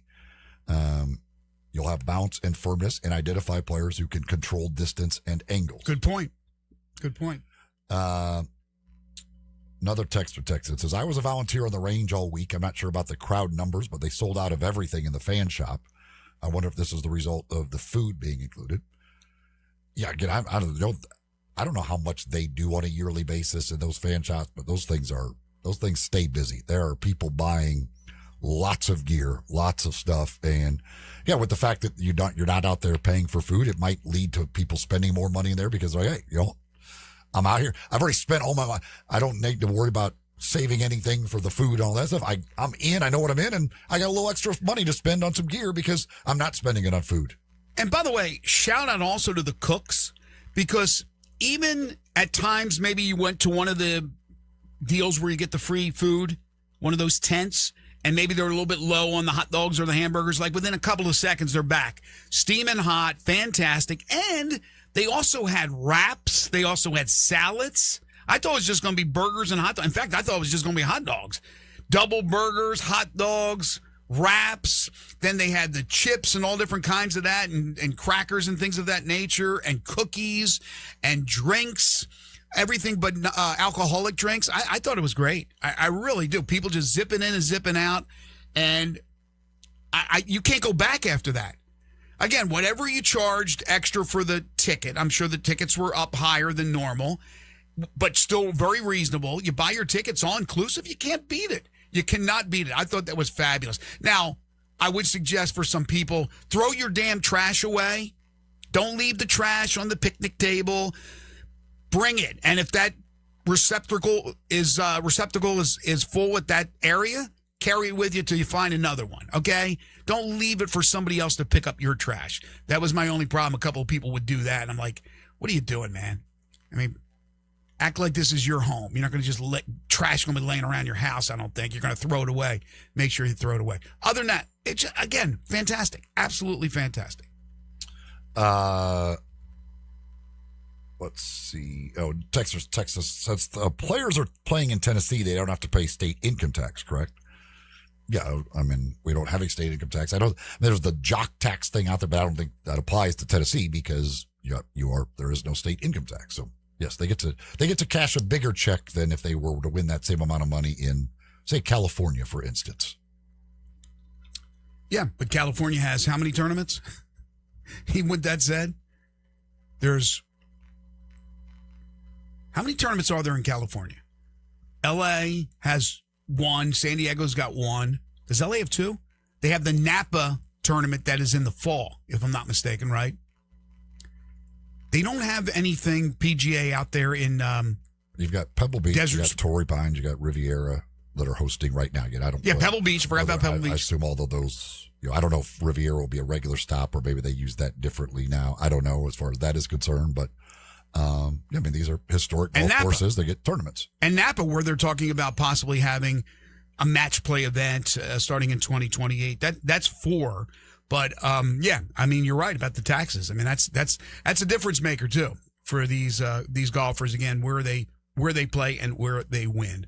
But if you got any more thoughts, hit us up. We're going to move on to some other things. But just again, congratulations to everybody involved with the tournament. Were there some people that stayed away because of the heat? Probably. Were there some people that stayed away, which I totally disagree with this reasoning, but I'm sure there's a few people that stayed away because they didn't like what's happening, what's going on with the PGA Tour in the future, even though we don't have all the answers. I'll show them. I won't go to the tournament. No, that doesn't benefit anybody. It certainly doesn't benefit St. Jude. So as far as the crowds are concerned, and it's very hard to guesstimate at a golf course how many people were there. Yeah, it seemed like all the suites and the hubs and everything, all that stuff was full. On the course itself, just from my experience of having covered every single tournament, I don't think I've missed a round since 1996. It just felt like it was down a little bit. But I don't know. I don't know if they keep a tally on that. It just seemed like it was down a little bit, but the people that were there certainly seemed to be enjoying themselves. Well, so I don't know if they release those numbers, if that information's available. It just seemed like it was down a little bit, but still pretty darn good for everything that was going on with all the bad news coming down. Last week, the timing could not have been worse, the week prior, right before the tournament. And then it's always going to be hot, like you said, but this time it was a little bit hotter than usual. I think a little bit more oppressive heat, and I think maybe that kept some people away. But there was still a lot of people out there braving the elements. And the other, again, and this would be if you moved it into June, if they kept the whole kids under 15 get in free. One of the things that you deal with right now is that the kids are already back in school. So Thursday and Friday, you can't get as many kids out there as you would when they were able to get in for free. And on the weekend, obviously, they could go out there. But if you were in June and school was out, then kids could come out there all 4 days. That's a good point. And enjoy it. One other note as far as the FedEx Cup standings, the point standings, as you mentioned, only one player moved into the top 50. Matt McNeely ends up staying in at 49. Matt McCarty, the last one in at 50. So just missing out included Jordan Spieth, who had a great chance after day one. He was tied for the lead. He ended up 52. He talked about his tournament afterwards on Sunday and said that he still feels like he's really got it going. It's unfortunate now that he won't play a tournament for a while, but he felt like the last couple of weeks he found that game where he said he did some different things during the middle of the season, and that's where he kind of lost his way. But he said he was very happy with the progress. And then at number 51, just missing out, Keith Mitchell, who is the captain of the Yacht Rock boat. Did you see what he did on 18? I did. In the water, rolled up his pants, took off his shoes and socks, had a swing that I thought was fantastic, and just a little shy of that green. And then it hit the ridge and unfortunately rolled into the water. And I don't know if he gets it up and in, if he ends up being in the top 50. I don't think so. On the podcast, he would not. Okay. But that would have been horrible if that was the case, knowing that, if I get that on the green and put it in, I'm in the top 50. I'm playing in St. Louis. But unfortunate, he just comes up short, finishing 51st. All right, big news over the weekend involving a guy who played so well for the Redbirds all season long, Joshua Baez. 34 home runs for the Redbirds. Finally gets the call up to the St. Louis Cardinals. I've been waiting for this one. When will this guy make his Major League debut? Happened on Saturday. Happened in Chicago against the Cubs. Joshua Baez. First at bat, home run. Second at bat, home run. Third at bat, you guessed it, home run. First major leaguer in history to hit 3 home runs in his first 3 major league at-bats. He's the first to ever hit 3 home runs in his first game in Major League Baseball history. Now, he did go for 5 on Sunday with 3 strikeouts, but who cares? Some of his shoes or his bat was taken to Cooperstown. I mean, you talk about a debut. And I'm not going to sit here and say I predicted the guy hit 3 home runs in one game. But Joshua Baez is a talent. And he showcased what he's capable of doing against your Cubbies. Yeah, I mean, it's incredible. He hit 3 different types of pitches. He hit fastball, he hit changeup, he hit slider, he hit him three, hit one to center, one to left, one to right. I mean, it was. Isn't that crazy? It's absolutely incredible. I mean, anything you do, anytime you're doing something in Major League Baseball that has never been done before, I mean, they've been playing baseball a long time. There's a whole bunch of players who have come through the major leagues in those hundreds of years, basically. If you do something that's never been done, it's pretty hard to do, as a matter of fact, at this point, to find something that's never been done in Major League Baseball history. So that's a pretty special day. Yeah, it's hard to find because they've been playing baseball for so long, yet there always seems to be something. And as I've said before, look, I'm not going to tell you what to do with your entertainment dollars, but to see the future right here in Memphis, to see the guys that, not all of them, but many of them will be playing in the majors in St. Louis. That Cardinals team, and it's always been this way, is made up of a lot of players that played in their farm system, and many of them that have gone through Memphis and the AAA team. And Joshua Baez was a guy that some people saw this year, some people didn't. I try to keep up to date with his stats for you here on the show. Right, Jay Ham? I was talking for a long time. When are they going to call this guy up? Months. Been going at it for months on end about it. Now, and I understand the whole deal, keeping his rookie status and this and that. Look, I don't know what he did in the spring. Maybe he didn't have a great spring, or the numbers games just didn't pan out for them. But that guy is a talent. Yeah, he's got to cut down on the strikeouts, very similar to Hunter Goodman. A lot of guys who hit a lot of home runs and strike out a lot, he's got to cut it out. But like you said, he hit every pitch. He hit off-speed pitches. He hit breaking pitches. And he hit fastballs. And again, left field, center field, right field, pretty phenomenal. It's just one of those deals where you wonder if there's divine intervention. The story about his father passing away told his father that he would be a major leaguer one day. And boy, is he. Just making it, becoming a national story in his first game in Major League Baseball. So congratulations to the former Redbird, Joshua Baez. When he hit the second home run, he was the third player ever to hit home runs in their first two at-bats of their Major League career. Weirdly enough, all three playing for St. Louis teams. It's him, Keith McDonald for the Cardinals in 2000. Former Redbird catcher. And Bob Neiman for the St. Louis Browns in 1951. Those are the only three guys to ever hit home runs in your first two at-bats. They all do it for a St. Louis team. And then obviously he becomes the first there. Also crazy, he's the ninth player with multiple home runs in their first game. Ninth player in history with multiple home runs in the first game. It's the third time it's happened this year. A third of them have happened this year of Major League Baseball's multiple home runs in your first game, guys. Who are the other guys? I don't remember. One was DeRuiter or whatever for Cleveland. He had made his regular season. That's right. It's counted by only regular season because he had made his debut in the postseason last year. Mm-hmm. But his first regular season game, he hit multiple home runs, and then I can't remember who the third one. I think it was maybe somebody for Toronto. I can't remember for sure. Well, then you have guys that hit a home run in their first game or their first at bat, like Culpepper, the kid from St. Benedict, did it for Minnesota. So yeah. One home run, okay. Two home runs, wow. But three home runs in three at-bats, just unbelievable for Joshua Baez. Sad news from Major League Baseball over the weekend. Tommy John passed away. Tommy John, 26 years in the big leagues. Now, people say, well, that's the injury, the arm injury, right? The Tommy John surgery that was named after him.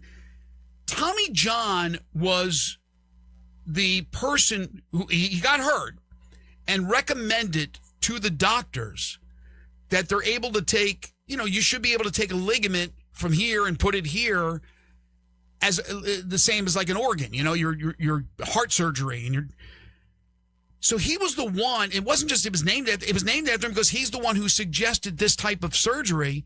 And this guy's not a doctor. And Tommy John came back from that injury, wasn't at that point known as Tommy John surgery, and went on to have some great years. It prolonged his career for 14 years. That's way more than I thought. He won 288 games. His ERA is really, really good. okay, why have I not looked at Tommy John and said, why is he not in the Hall of Fame?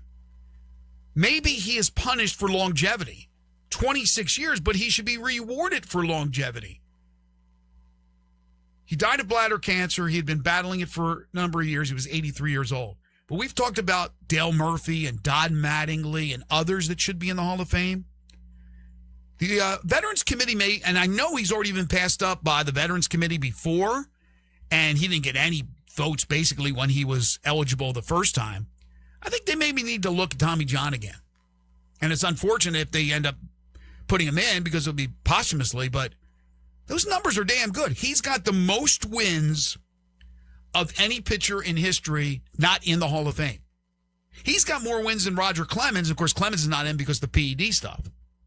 But I was not aware of how many wins Tommy John had and his overall numbers. Yeah, I've never really, honestly, Roy, looked at his numbers. I've always said, like, to me, he should just be in the Hall of Fame as a contributor. Like, when your name is literally synonymous with a procedure now that is more like, it's seemingly every pitcher in Major League Baseball at some point has Tommy John surgery. I think you should be in, obviously he is not doing the surgery, but when you are that, his contribution to the game is, to me, Hall of Fame worthy. Yeah, it's interesting for a contributor. For example, is Curt Flood in the Hall of Fame? I don't think he is, but what he did as a contributor, but he was a player as well. I don't know. That's an interesting point of view. I never thought about Tommy John as a contributor, but the numbers speak for themselves. But again, I'm kind of mad at myself that of all these guys I have backed that should be in the Hall of Fame, and I still continue to back the guys like Mattingly and Murphy and some others, that Tommy John is one that just escaped me. I'll be honest with you. Folks, Fleet Feet, that's the place to go to get all your running gear, especially if you want to get shoes that are just right for you. Go see the folks at Fleet Feet, and they can do that for you. Sure, there are a lot of folks who are walking out at the golf tournament who are probably wearing some Fleet Feet shoes to stay comfortable and make sure that they have no issues or problems. If you're running, if you're walking, just on your feet a lot, whatever, you want to make sure those shoes are just right for you based on the way you run or walk. And that's what you'll get when you go to Fleet Feet. They take a look at your mechanics, kind of where you put the weight on the different parts of your feet, the pressure, and they'll get you shoes that are right with the right support in the right places for you. Go check them out either in the Laurelwood Shopping Center or out in Collierville, Poplar and Houston Levy, next door to the Hueys. 2 locations to serve you at Fleet Feet. You're listening to Sports 56 Mornings with Greg and Eli on Real Sports Talk, Sports 56 and 98.5 FM. Broadcasting from the Family Leisure Studio, we are Sports 56 and 98.5 FM. Unlock your new go-to spot, Codes Dispensary in Steele, Missouri, just over an hour from Memphis. When you're ready for a legal, reliable option, they're right up the road. Explore the full menu of top-shelf products in-store and online. Short on time? Order ahead and cruise through the drive-thru for a quick pickup. Stack rewards while you stock up with Club Codes. Earn points for every dollar spent. Codes Dispensary, now open in Steele, Missouri. Supreme cannabis that's worth the drive. Learn more at CodesDispensary.com. That's CodesDispensary.com. Progressive presents a guided meditation. Hear the birds sing. A chipmunk nibbling on an acorn. Smell the pine needles gently falling into your living room as the breeze blows through the gaping hole in your roof. Gaze up at that broken tree branch and relax because you bundled your home and auto with Progressive and have the peace of mind of 24/7 protection. So relaxing. Progressive Casualty Insurance Company, affiliates, and other insurers. Not available in all states or situations. Ken Garland, you are in your 72nd year of business. Your son William is now joining you. What do you think is the key to your longevity in the building business? My dad started the business in 1965, and I think being on the job sites daily and being accessible to homeowners has been a key to our success. You guys have a work ethic, as you like to say. You're not hiring people to be on the site. You guys are there every day. We interact with the subcontractors multiple times a day on each job site. You know, I think that has been a key as well as using the same subcontractors 20 plus years in most cases. When you talk about materials, what is the first thing you're thinking about when somebody comes to you to build a home? We're just trying to meet the expectations of the client and the homeowner and the architect and give them what their dream is. When you get a Ken Garland home, what do you guarantee? We'll be there after the job is finished. We're still accessible to all our clients. Now I need to know, how do I get a hold of Ken Garland? You can reach us at kengarland.com. This traffic brought to you by Old Dominick Distillery. Come for the spirits, stay for the experience. Cheers to Memphis. Learn more at olddominick.com. Sports 56 traffic. Well, good morning. It's busy trying to get up through Midtown right now. Pretty much on schedule 240 north here at Lamar. TDOT's wrapping up a couple of accidents out here. It remains busy with that volume over here on 240, especially between Walnut Grove and Popular.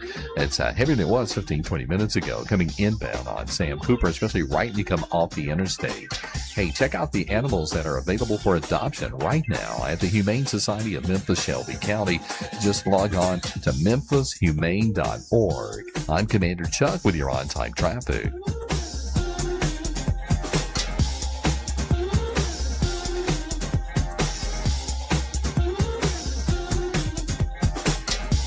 Now back to Sports 56 Mornings on Sports 56 and 98.5 FM. This hour is brought to you by James Gaddis Jewelers. Genuine diamonds, baby. Here once again, Greg Gaston and Eli Savoy.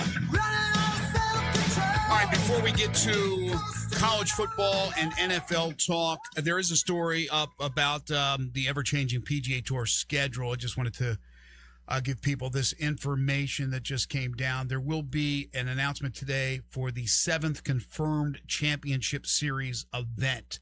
The 6 so far that they have confirmed: the Century, the Sampo Championship. Are you familiar with that? Where that venue is? Sampo, S-O-M-P-O.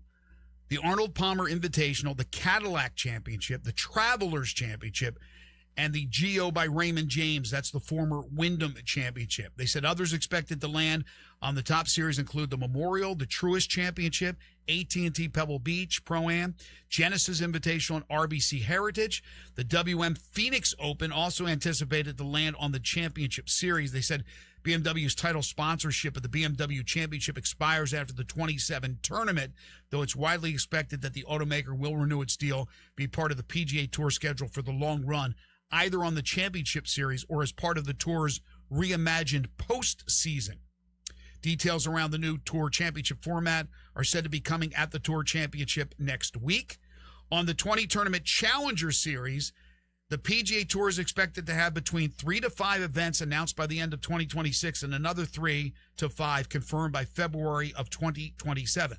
The full Challenger Series schedule for 2028 is anticipated to be confirmed by the 27 Tour Championship.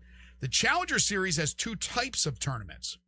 7 will have standalone weeks that air on network TV on the weekends, while the other 13 will be carried on cable and be played opposite Championship Series tournaments. Sources indicated championships around the 7 standalone Challenger Series will likely be 10 to 15 million in the purse, with the remaining 13 being around $4 to $5 million. So there's 2 tiers, but there's basically a split in the second tier in that Challenger Series tier. And again, 10 to 15 million purse is okay, but it's nothing compared to the championship, which is 33 to 38. But the problem is, again, that those big names on the championship tier won't be able to play no matter if it's the Challenger A or the Challenger B. And that's the problem. But that's the latest from the PGA. The Sampo is the one that's going to be played in Napa next year and then move to a new market, which they haven't announced yet for when the 2028 stuff starts. That would be Nashville. No, I'm waiting for that one to happen.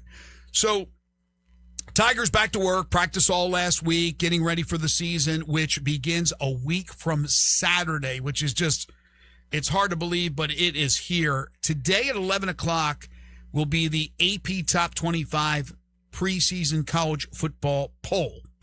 And this was stunning when I just didn't realize this. According to Brett McMurphy, last year's preseason top 25 poll, 12 of the teams in the top 25 finished unranked, including number 2 Penn State and number 4 Clemson.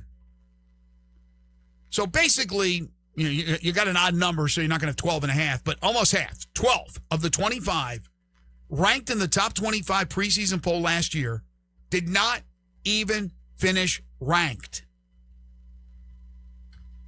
It's almost like one of those things that we do every year about the NFL playoffs. There's always like 4 or 5 different teams that get in. It's never consistent where it's the same playoff teams every year. There's always 4 or 5 or 6 different ones. Well, there'll be teams this year that will come, when the rankings come out at 11 o'clock, there'll be a number of teams that will not be finishing in the top 25 poll. But who will those teams be? The question is, who is going to be number 1? Because the track record of the preseason number 1 during the playoff era is not good. And I had that stat for you on Friday. Conor O'Gara presented it. What was the one with Alabama since 2006? Alabama, the only team to win a natty as the preseason number 1. So it's almost the kiss of death. Who do you think will end up being number 1 in the AP poll? So you got the writers now involved. I would guess, it'll be either Texas, Oregon, Ohio State, Georgia. I don't know who they'll come out with, but it'll generally be probably pretty close to the coaches poll if I had to guess. The coaches had Ohio State. Yes. I think it'll be Ohio State or Oregon. I think they're going to use one of the Big Ten teams as the number 1 team, and then maybe even the number 2 team, but certainly Texas. Georgia, I don't think they'll be number 1. I'm not saying there's people doubting them, but just from every publication I've seen, they seem to have Georgia a little bit behind those other guys, although we know that they are certainly worthy of a high ranking. What Kirby Smart does with that team, couple of natties, Hunter Stockton back at quarterback.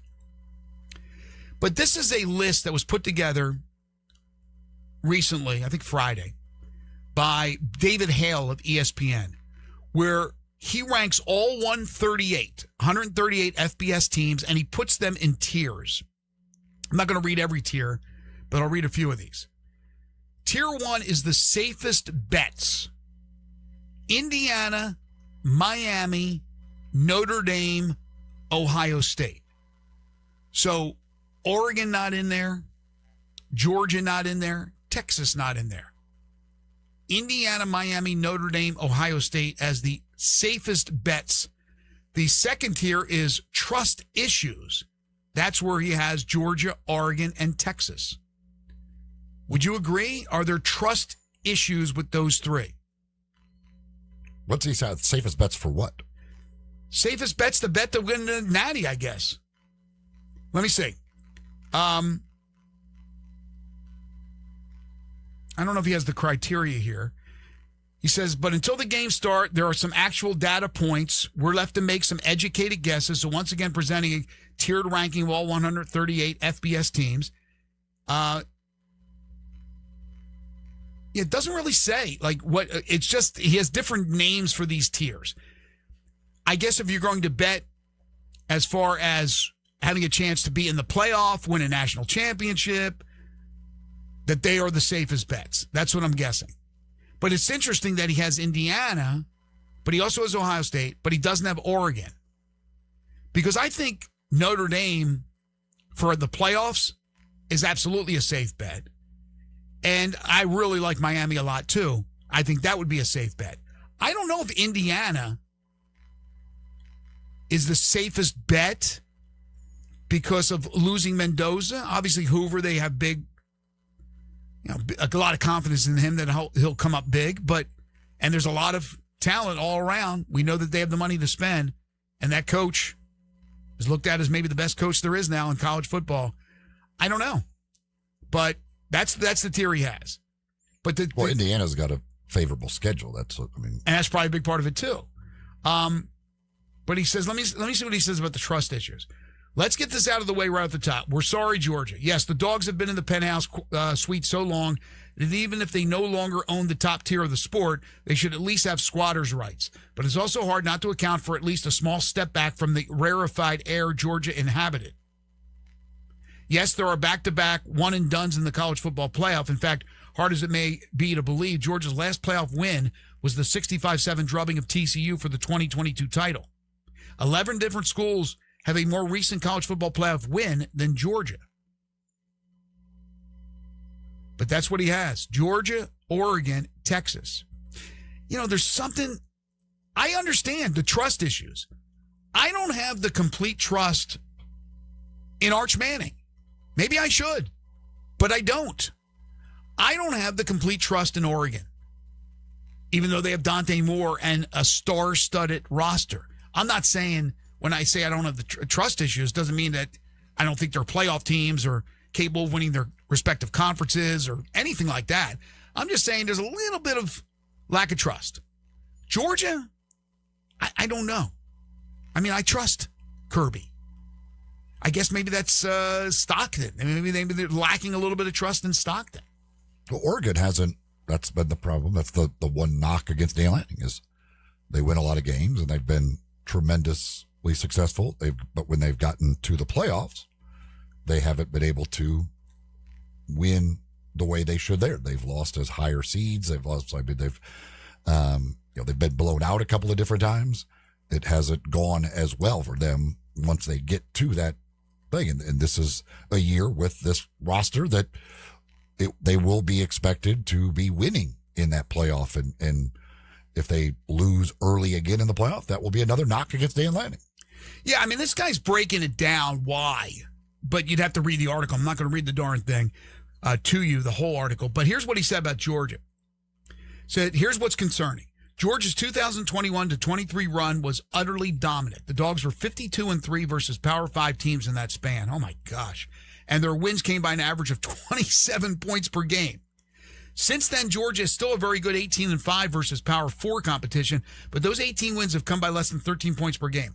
Meanwhile, Smart has been a leading critic of college football's new landscape, hinted at his reluctance to pay big money to incoming freshmen, and taken and lost the fewest transfers in the SEC. 30 arrivals, 43 departures over the past 3 years. So, less dominance despite a lot of wins. A high-profile coach pushing back on the new realities of college football, limited use of the portal. Remind you of anyone else? Perhaps a team about an hour north of Athens, one that went 7-6 last year. He's talking about Clemson. So he breaks it down to that. Tier 3, maybe this is their year. BYU, LSU, Oklahoma, Texas A&M, Texas Tech, USC. I kind of like that. Could be big years for any of them, even Lane Kiffin's first year at LSU. Tier 4, we're still here. Alabama, Michigan, Ole Miss, and Utah. I don't know about Utah, but Ole Miss is still there. Alabama, I think, still there. Michigan, yes, to a certain extent, but I still think they're probably fourth best in the Big Ten. Utah certainly will make a run at the Big 12 title, and I like their quarterback. Was it Dampier? Their quarterback? I mean, they're probably, I mean, they're looked at, I think, as the third team of the Big 12 behind Texas Tech and BYU, but certainly it wouldn't be shocking for them to win the Big 12. Tier 5, always so close but no cigar. Iowa, Louisville, Penn State, SMU, Tennessee, Washington. You hate to be in that category if you're a Tennessee fan, but you belong in that category. Although they did smoke a lot of cigars when I was out there covering them at the Fiesta Bowl when they won a natty in 97, whatever it was. But, Iowa's notoriously going to be like 20 to 25, right? Their ranking. Like, they're right there. Louisville could be interesting. Louisville could be a really interesting team this year. They play Miami, right?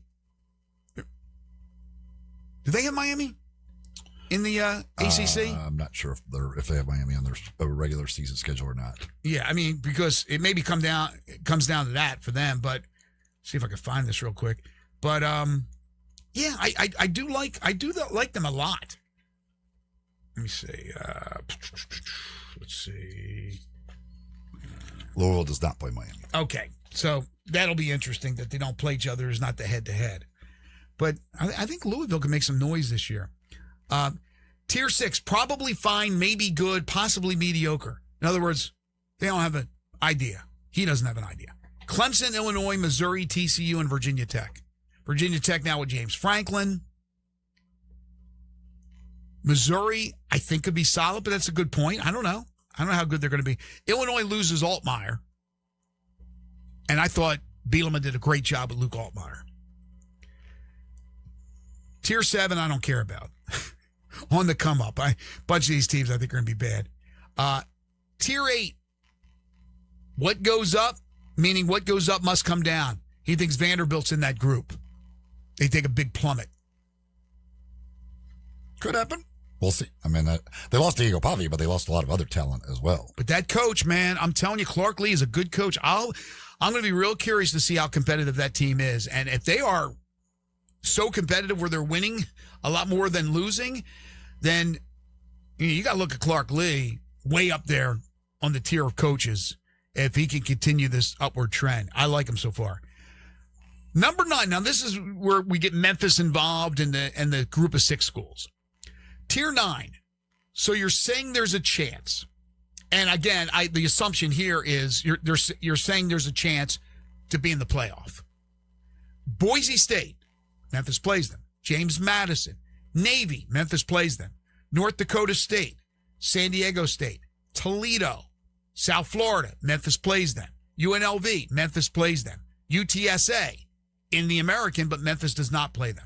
That's 4 of the 12 teams. 1/3 of the teams that Memphis plays are teams right there that this guy on ESPN.com considers that there's a chance to make it to the playoff. That's his 9th tier. Then he's got some other ones, teams getting better, including Florida in there. Another tier that I don't care about. Let's see. Then we get to, I love this one. Tier 12. An end to the misery. Rutgers, Northwestern, Mississippi State, and Maryland. In other words, those coaches will be fired. Jeff Lebby, I saw improvement last year. I don't know how much you can be improved in that conference. I love their quarterback. Maybe they'll surprise, Eli. But do you think if they are 3-4 wins, they make another move? Yeah, we talked about last week. It depends, because part of the problem last year was the collapses at the end of games, and some of that was on him.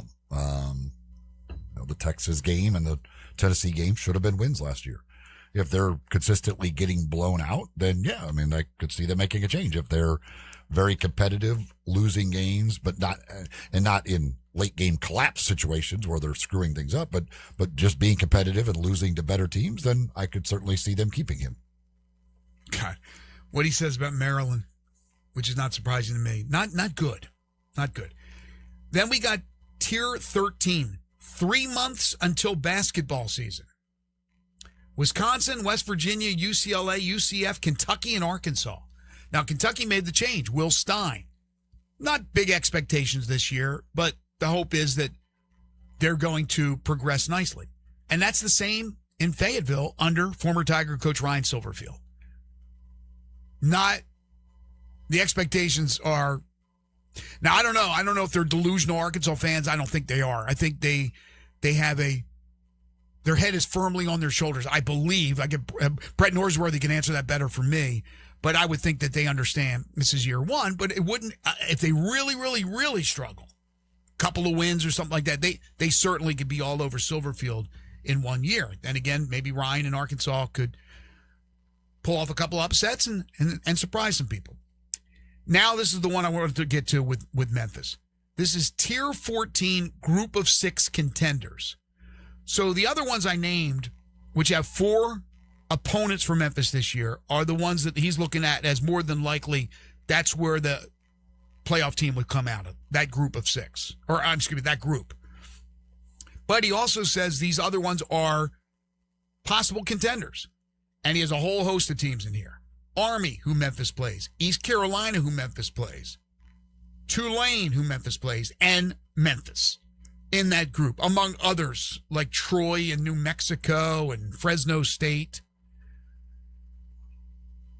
Says numbers to know.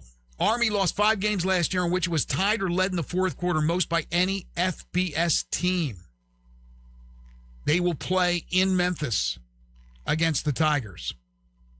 That's a team I think that people are not talking about. When they look at the Memphis schedule, you better include them as a formidable opponent anytime you run that triple option offense, even though it's a home game. That's a team that I think will be a little bit under the radar because their adversary, Navy, has gotten so much of the pub. But there's a few other tiers with other teams in there, but that's where they got Memphis. And right now, their guess is as good as anybody else's. You even had Coach Huff talking about practices over the weekend, maybe it was Friday, where he said, basically, and I'm paraphrasing, I don't know how many games we're going to win, but we're going to be out there, we're going to be physical, we're going to be competitive as hell, and that's really, in year one, all you could ask for, but I know that kind of frightens some people when they hear that.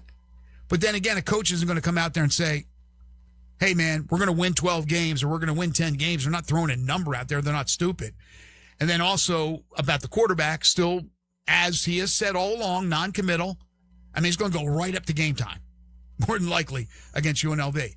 But it just further pushes along the narrative that we have no idea. And so when they put together that list, Memphis could easily be on that other list. But we don't know. Well, that's, I mean, you talk about like last year's preseason poll, how many teams end up on rank. It's harder and harder now.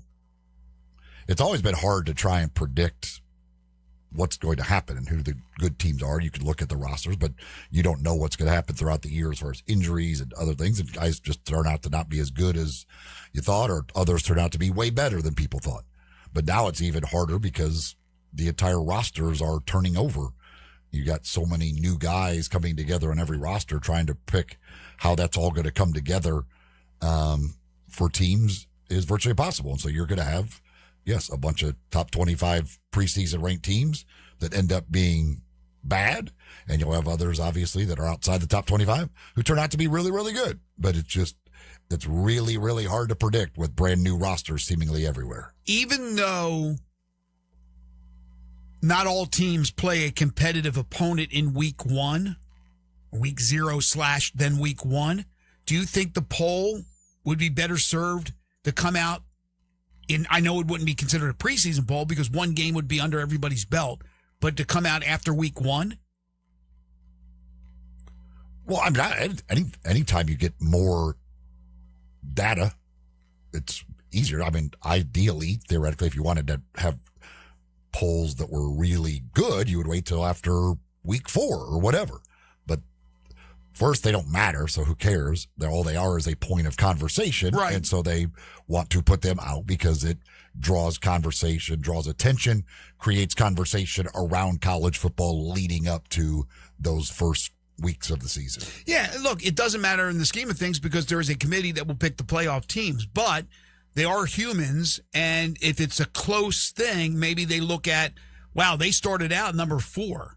They started out number 24, which, again, is just an absolute guess. That's all it is. So, I don't know. It gives us something to talk about. Obviously, it's not coming out to 11 o'clock, so we won't talk about it today, but we'll be talking about it tomorrow. No question about it. That's the AP preseason top 25 poll. Town Village Audubon Park is senior living in today's world, located at 950 Cherry Road. That's just off Park Avenue in the heart of East Memphis, offering more options to fit your needs more than ever before.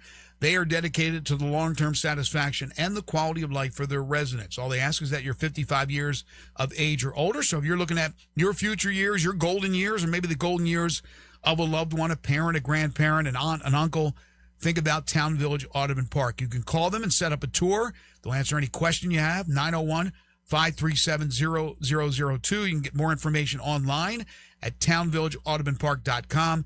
Independent living, short-term respite stay, monthly options, great event schedule for with activities galore for their residents.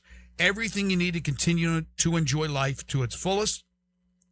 The basic rentals include monthly rental with no buy-in. Apartments include full kitchen, washer, and dryer, excluding the efficiency apartments. All-inclusive resort-style dining with multiple venues, outpatient therapy, just to name a few. And the community amenities. They have a social area that has a fitness center, home theater, indoor pool and whirlpool, a Village Nook convenience store, beauty salon, library. They got recreational, religious, social, and wellness activities, a dog park, gated parking, and so much more. It's Town Village Audubon Park. 901-537-0002 or go online to townvillageaudubonpark.com. This is Sports 56 Mornings with Greg and Eli on Real Sports Talk, Sports 56 and 98.5 FM. Add a little fun to your lunch break. Join Johnny Radio for Sports 56 Happy Hour from 11 to 1 every weekday on Sports 56 and 98.5 FM.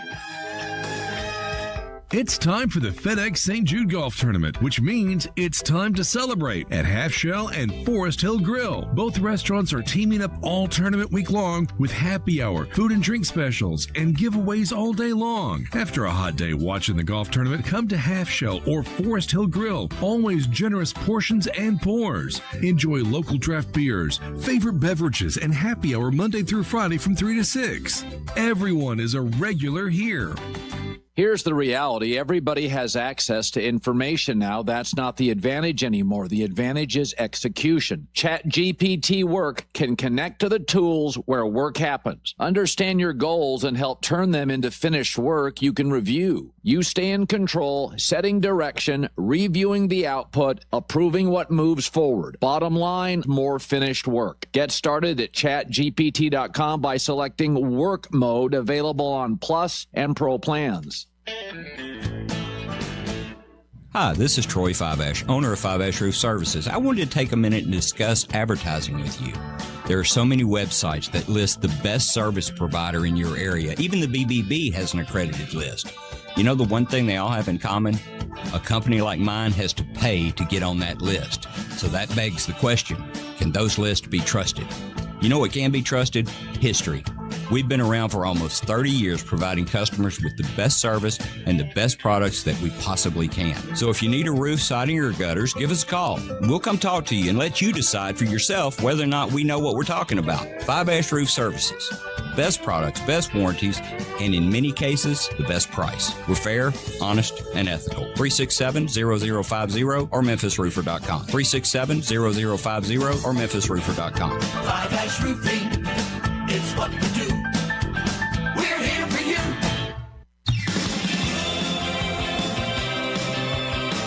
Now, back to Sports 56 Mornings. Isn't it a lovely morning? On Sports 56 and 98.5 FM. This hour brought to you by James Gaddis Jewelers.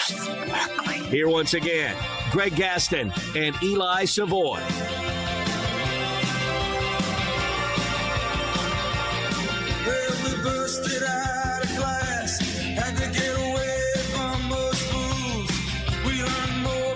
Welcome back, everybody. 8:52, the time. Final segment here in hour number 2. Coming up in hour 3, we got plenty of NFL talk. If you'd like to contribute to the show, you certainly can. You can hit us up on the Sissy's Log Cabin listener lines by calling in or texting in at 901-360-8255. Wednesday, we'll have our SEC predictions for the upcoming season. Then next week, we'll talk Memphis Tigers and American Conference leading up to the Tigers opener in Vegas. The following week, we'll give you our NFL thoughts for the upcoming 26 NFL season. We got this is pretty crazy. Scotty Scheffler, after the win here, this coming week in St. Louis, there's a good chance, if he has another good finish, that he will pass Tiger Woods as the all-time money-winning leader on the PGA Tour at 30 years old. He's at $119,964,000. He needs just over $1 million to pass Tiger. He passed Rory this week for number 2. And he's got Tiger. If he doesn't pass, he'll pass Tiger in the next 2 weeks. Before the end of this season, he will pass Tiger Woods as the all-time leading money winner on the PGA Tour. Dude's 30 years old. And he is the favorite at the BMW in St. Louis. He's at plus 250 with Sam Burns at plus 1,400 and then Rory McIlroy at plus 1,600. That's absolutely phenomenal. Absolutely phenomenal. We were talking about this yesterday, me and my friends. They were out at the golf course, that I was wondering how many. Well, first of all, I was asking how many wins is that now for Scotty? It's 21, and he just turned 30, or he's been 30. He's 30 years old, right? He turned 30 earlier this year. Okay, so he's 30. And then when we looked up how many wins Tiger Woods had by 30, oh, it was crazy. Yeah. Now, you don't play as many as events. Right now, guys like Scheffler and Rory, certainly Rory, they just don't play as many events as Tiger Woods played. And Tiger didn't play as many as Jack played.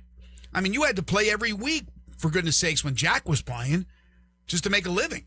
And then, of course, he started to win, and it took off in the brand, the Golden Bear brand. That's a whole different story. But you had to play to earn a living because you were making $2,400 if you won or something like that. But if Scotty wins, so he's been on tour since when? His first event was in Memphis back in 2018, correct? He played here. He made his debut here as a pro. I don't know what year it was. I think it was 2018. I'm just trying to do the math on what he averages. He's got to average 2.5 wins a year. Right? It's got to be somewhere in that neighborhood.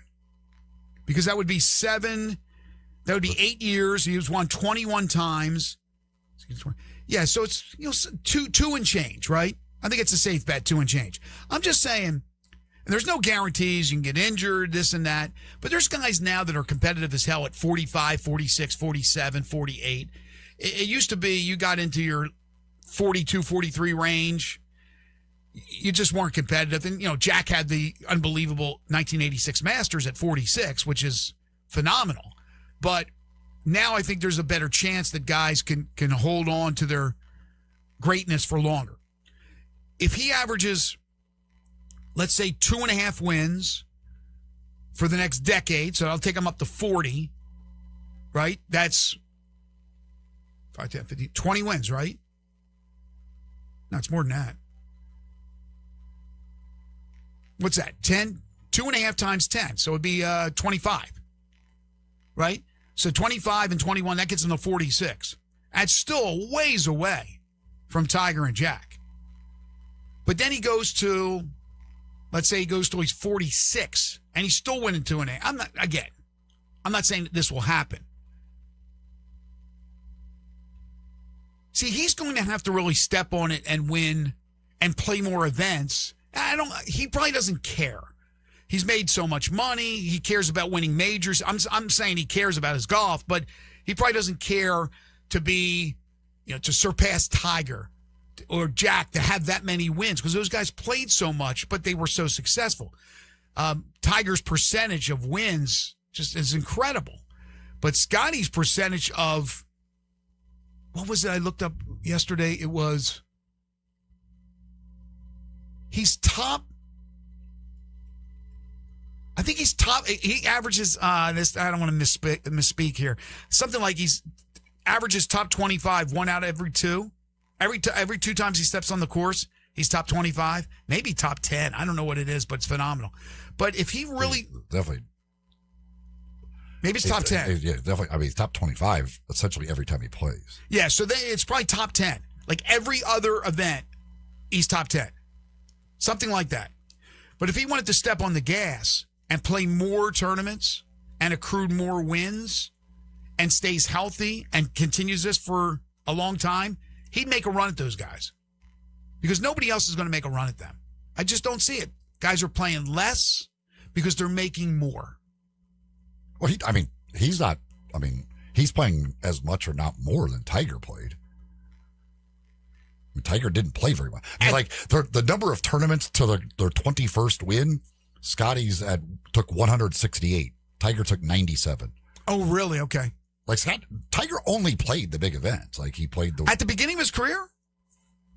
Yeah, I mean, very early. I mean, he played a few of those, but like once he became established, which was immediately. It was immediate. Like You're right. It was immediate. If the money was the same when Tiger was playing, if you had this all these tournaments were elevated, and that meant you were winning $3.5 to $4 million in all these tournaments. Right. I mean, Tiger would have close to. He'd have well over $200 million in earnings. Oh yeah. Well, that's why I don't look at money. I don't look at money. Pretty much every one of Tiger's wins would have been an elevated event. Exactly. Because Firestone and Torrey and all these places Bay Hill where he just won, plus all the majors and everything else.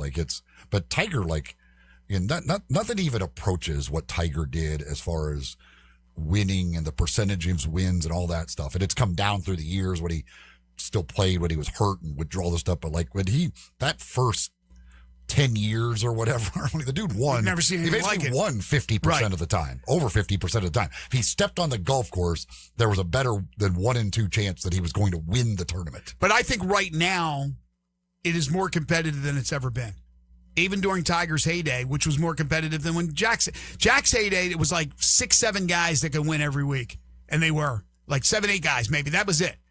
There was other good golfers, don't get me wrong, but guys that were really, now there's 30 guys, 35 guys like every week. I just think it's so competitive. But yeah, I mean, there's not going to be that motivation. He just doesn't seem like that kind of guy that cares for all-time records. I'm not saying he would get it, but certainly at 30, where he's at right now, he can make a run at it. All right, we'll take a break. Hour 3 on the way. This is Sports 56 Mornings with Greg and Eli on Real Sports Talk, Sports 56 and 98.5 FM.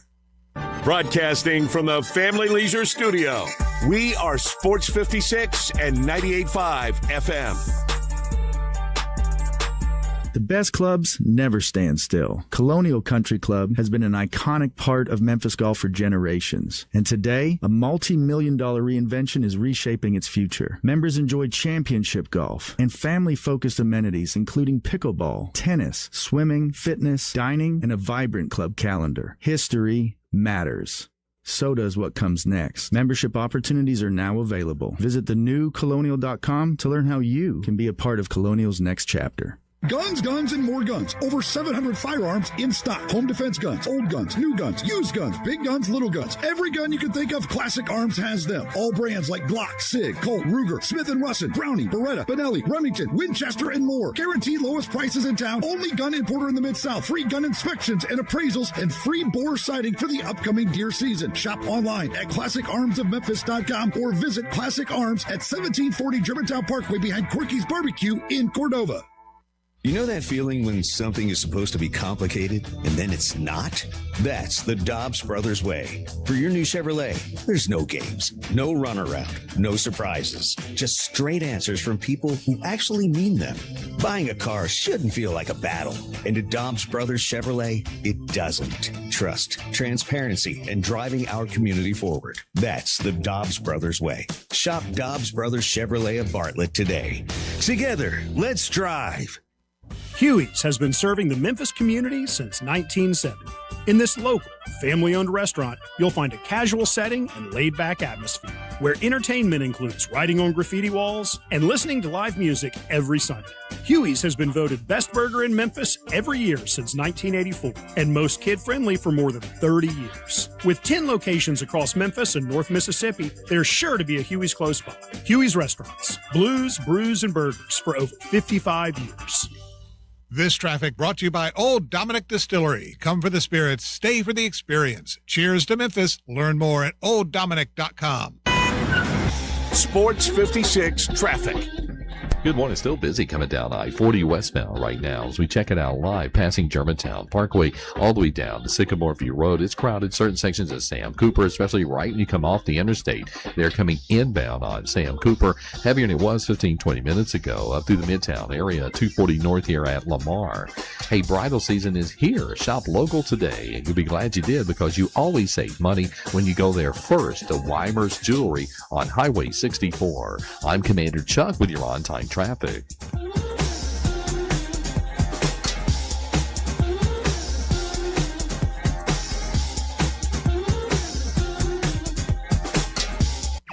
Broadcasting from the Family Leisure Studios, we are Sports 56, WHBQ Memphis, and W253DF Memphis. Now back to Sports 56 Mornings. Morning. On Sports 56 and 98.5 FM. Here once again, Greg Gaston and Eli Savoy. Welcome back, everyone. 9:04 the time, hour 3 here on Sports 56 Mornings. Greg Gaston, Eli Savoy, Jay Ham with you on this Monday, August 17th, 2026. If you're just tuning in, hello to you. If you've been with us since 7 o'clock, thank you very much. Hope everybody had a fantastic weekend. It's already hot out there, 88 degrees with a feel like of 95. We're going to get up to 97, so that heat index will climb to about 105 to 107 today. There is a slight chance of a passing shower or thunderstorm, and the heat will continue throughout the week. Really no relief in sight. We got a lot of football to talk about in hour 3. We'll talk NFL. We got some basketball we'll get to as well. We'll continue to take your calls and texts on the Sissy's Log Cabin listener lines at 901-360-8255. So, like, for Tiger, 97, which was his first full year on tour, from 97 through 2004, he played anywhere from 18 to 21 tournaments per year. That was anywhere in that range. Like Scheffler, his first year, 23, then 29, then 25, then 23. And now that with the way the tour is set up, he's anywhere from 18 to 20. Like he'll play in 20 this year. He played 20 last year. He played 19 the year before. So now that he's kind of settled in, he's in that range. But he played a bunch early on before he started. Well, he's trying to establish himself. Whereas Tiger was immediately winning and never had to play in. And the tour was set up differently anyway. But I mean the stretch for Tiger, the 3-year stretch from between the 2006, 2007, 2000, and then he got injured in 2008. But in that 3-year stretch, he played in 37 tournaments. He won 19 of them. He won half his tournaments. I mean, it's just silly. Well, like in 2007, dude played 16 tournaments. Or 2006, he played 15, he won 8. 2007, he played 16, he won 7. And he had 4 second place finishes. Like, it's just... I mean, he was, and there was the intimidation factor. Unbelievably dominant. Golfers wilted when they had to play against him. I mean, it was just so. We haven't seen too many individual sport dominations in a short period of time, and as quickly as he established it as Tiger Woods. But I'm laughing because I'm thinking about, again, Tiger, and then once Tiger got going, they had the Tiger-proof courses, although that hasn't worked. The money across the board the purses went crazy. Everything is because of what Tiger Woods did. But then I laugh because I look back at Jack, who was as dominant a golfer as there was, but the poor guy had to play like the Pop-Tarts Open over at Summer Putt Putt, for $1,200 purse. I mean, I don't want to hear somebody say inflation. That's big. It's difference between what you want in 1970 and what you wanted to. Shut up, man. Scotty just won $3.6 million for 1 week in Memphis. $3.6 million on the course. That, again, just to idea of how much it was growing. Obviously, Tiger had the huge impact. It started growing, but then it continued to grow because the TV contract got bigger and bigger as time went on. And then obviously even with the live stuff forced the tour to start doing more money. But Tiger in 2006, so he had been on tour for 10 years. Like the money was growing. But in 2006, when he won 8 times, he only won $9.9 million. Wow. I mean, what a difference. The money was growing, but it was like now is so much crazier. Like Scotty's got 2 wins this year. He's got $20.5 million of winnings. Tiger won 8 times and won $9.9 million that year. He doesn't have $20.5 million from 2 wins. That's his total, right? Yeah, that's what I'm saying. Oh, it sounded like you said from his 2 wins he got $20 million. You're saying his total amount of money that he's won, including all his tournaments, was $20 million. In a season where he's won twice, he's Yes. won $20.5 million. In a season where Tiger won 8 times, he won $9.9 million. Yeah, that's amazing. And that was 2006. That was 20 years ago. Again, Well, it took a while for them to start then implement the Tiger Woods, the Tiger Woods, what do we want to call it? Era. The Tiger Woods era. Like, he didn't himself at first benefit from that in a big financial way. Of course, he did off the course, but then the purses started to get bigger and bigger and bigger and bigger. Look, he's still very much part of this tour. Unfortunately, not as a player right now, and I don't know if he'll ever be again.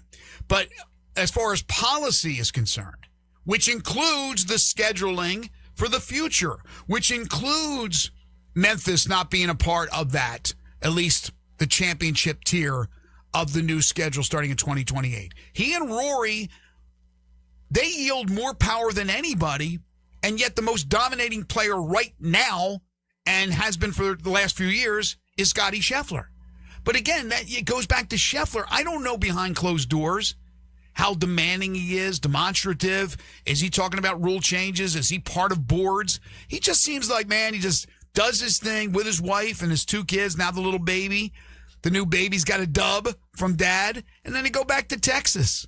Just seem to want to do, not get involved. I don't know that for sure, but just doesn't seem like it. It's Rory and Tiger and the other people on that board that are producing new policy.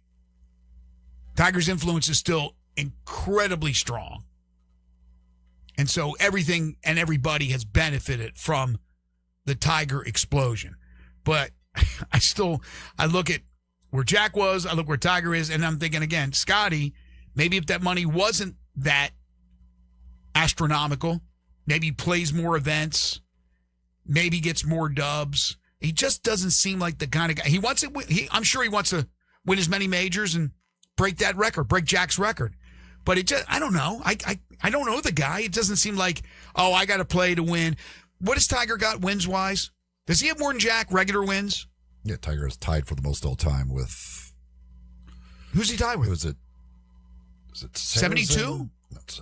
82, I believe. Say 82. I mean, I can't remember if it's Gene Sarazen. I can't remember who it is. Think about it. He's only a quarter of the way there, basically, in Scheffler. But he's only 30 years old. But I don't know if that's the goal. All right, switching gears. It doesn't matter if it's the goal. He ain't getting there. It would be, especially in this competitive age, where, again, I think it's the most competitive era of professional golf. From the world of basketball, Pro Basketball Hall of Fame induction ceremony over the weekend, the class of 26, Amari Stoudemire. This was heavily female-laden, this class. Candace Parker, Elena Deladon, Shamiqua Holtzclaw, the former Tennessee star, the 96 U.S. Olympic women's team. Doc Rivers gets in. Mike D'Antoni gets in. Mark Few and is Joey Crawford still with us? Mm-hmm. Yes, he is. Official Joey Crawford gets in Sam as well. Sam Snead, by the way, is the other one with 82. Oh, Sam Snead. So I saw, I didn't watch, did you watch any of the ceremony? Watch majority of it. Any of the speeches stand out? It was just cool to see all of those people get in that I got to see their whole career, more so. Even with Joey Crawford, because I grew up with him as a referee, so he's been around that long. People were critical, and they're going to always hold the Tim Duncan incident over him, but it's like, that dude was a really good official for a long time. He's got the most games called, most playoff games, most final games, and for you to get to that status, you're a good official. So I saw that Larry David was there for Doc Rivers. Why? Because they're friends and they play golf together. Doc had a fun speech. He incorporated everything. He was able to joke about himself a little bit. So it was fun. I loved watching Shamiqua Holtzclaw at Tennessee, and then didn't she have some mental issues? She did early in her career. She was able to get around that and still end up being a fine player. That's great. I'm glad for that. And then of course Amari Stoudemire. I've told this story before. I remember walking into the old Larry Finch gym over on campus at the University of Memphis. And I see some dude over there just kind of shooting from the free throw line, and he's got one of those heavy NASCAR jackets. I don't know if it was M&M's or what, the team jackets. And it was Amari Stoudemire back when Cal was here. The one that we never got. Yep, he thought maybe they're going to get him, and then of course the rest is history. What a career! Didn't he end his career in Israel? Amari Stoudemire He did overseas. I couldn't remember which country though. He did, but there you go. That was the class of 2026. Also, this has some local significance. I saw yesterday where Quincy Pondexter was named the head coach of the Windy City Bulls, the Chicago Bulls G League team. Quincy Pondexter has been an assistant coach, of course, a longtime Grizzly. I think he played 8 years, if I'm not mistaken, with the Grizzlies. So here's a guy you'll probably call against when you call a game for the Memphis Hustle. He'll go up against, I'm sure, the Bulls, and he'll be coaching that team. Yeah, they don't come here very often, but we may get them. I don't know. As far as when they will be here. Pondexter spent 4 years here. Oh, that's it? Yeah. Oh, I thought he spent more time. His whole career wasn't 8 years. Whole career was 7. Okay. So more than half of it spent with the Grizzlies. But he was a very popular player. I mean, among the teammates and all that, always heard good things about Pondexter. He showed up at a lot of these ceremonies that we had for whether it be Zebo or whether it be Tony Allen, Marcus. So I'm not sure if he's all of them, but I would see Rudy Gay. I would see Quincy Pondexter. He would be there. Also, speaking of the Grizzlies, this came down over the weekend because apparently there was misinformation, maybe a little confusion with the whole thing with Brandon Clark's estate, the late Memphis Grizzly. Priority Sports agent Mark Bartelstein on Brandon Clark's contract. He said, so Brandon's family and his estate are fully protected in Brandon's contract. The support that the entire Grizzlies organization has shown to Brandon's family. So I think it looked at first like the Grizzlies were the bad guys. And I knew that wasn't the case. The case, but it seems like, again, through his will or through the contract, that his estate will receive the $12.5 million. Now, he wasn't married, and I think he had a girlfriend, if I'm not mistaken. So I don't know if there's going to be an issue with who gets the money from the estate. You know, this goes to his family, his mom. I don't know who's alive still, but it looks like the payout is going to happen. It's a life. I mean, it's a life insurance. Yeah. But whoever the beneficiary will get that money. So this will not count against the cap for the Grizzlies. This is not anything that will affect, because when we first talked about this story last week, we both agreed that you're going to, as much as you help out and you feel, you're not going to do anything that hurts the bottom line for the team, and that would be the financial situation with the cap. So this will have nothing to do with it, yet, again, the payout from I keep saying the will, but the life insurance policy is what I meant, will be going to the beneficiaries, and that will be the full 12.5. Well, what's interesting is the life insurance policy pays out the exact amount of money that he was owed in the contract? These are built into the contracts. Like, these are insurance policies built into the contracts. Okay. I've never seen one, don't know about it, but they said it is built into the contract. Gotcha. Okay. I thought it was coincidental that $12.5 million was the money he received, and that was the money that they owed him. So misinformation that was out there, clarified over the weekend. There you go, just in case you missed it. All right, NFL. I want to talk about some of these games that took place over the weekend. Week 1 preseason games in the books. For some, important. For others, it's not, as far as individual players are concerned, and for teams, quite frankly. But there was news off the field that happened, I think, this morning.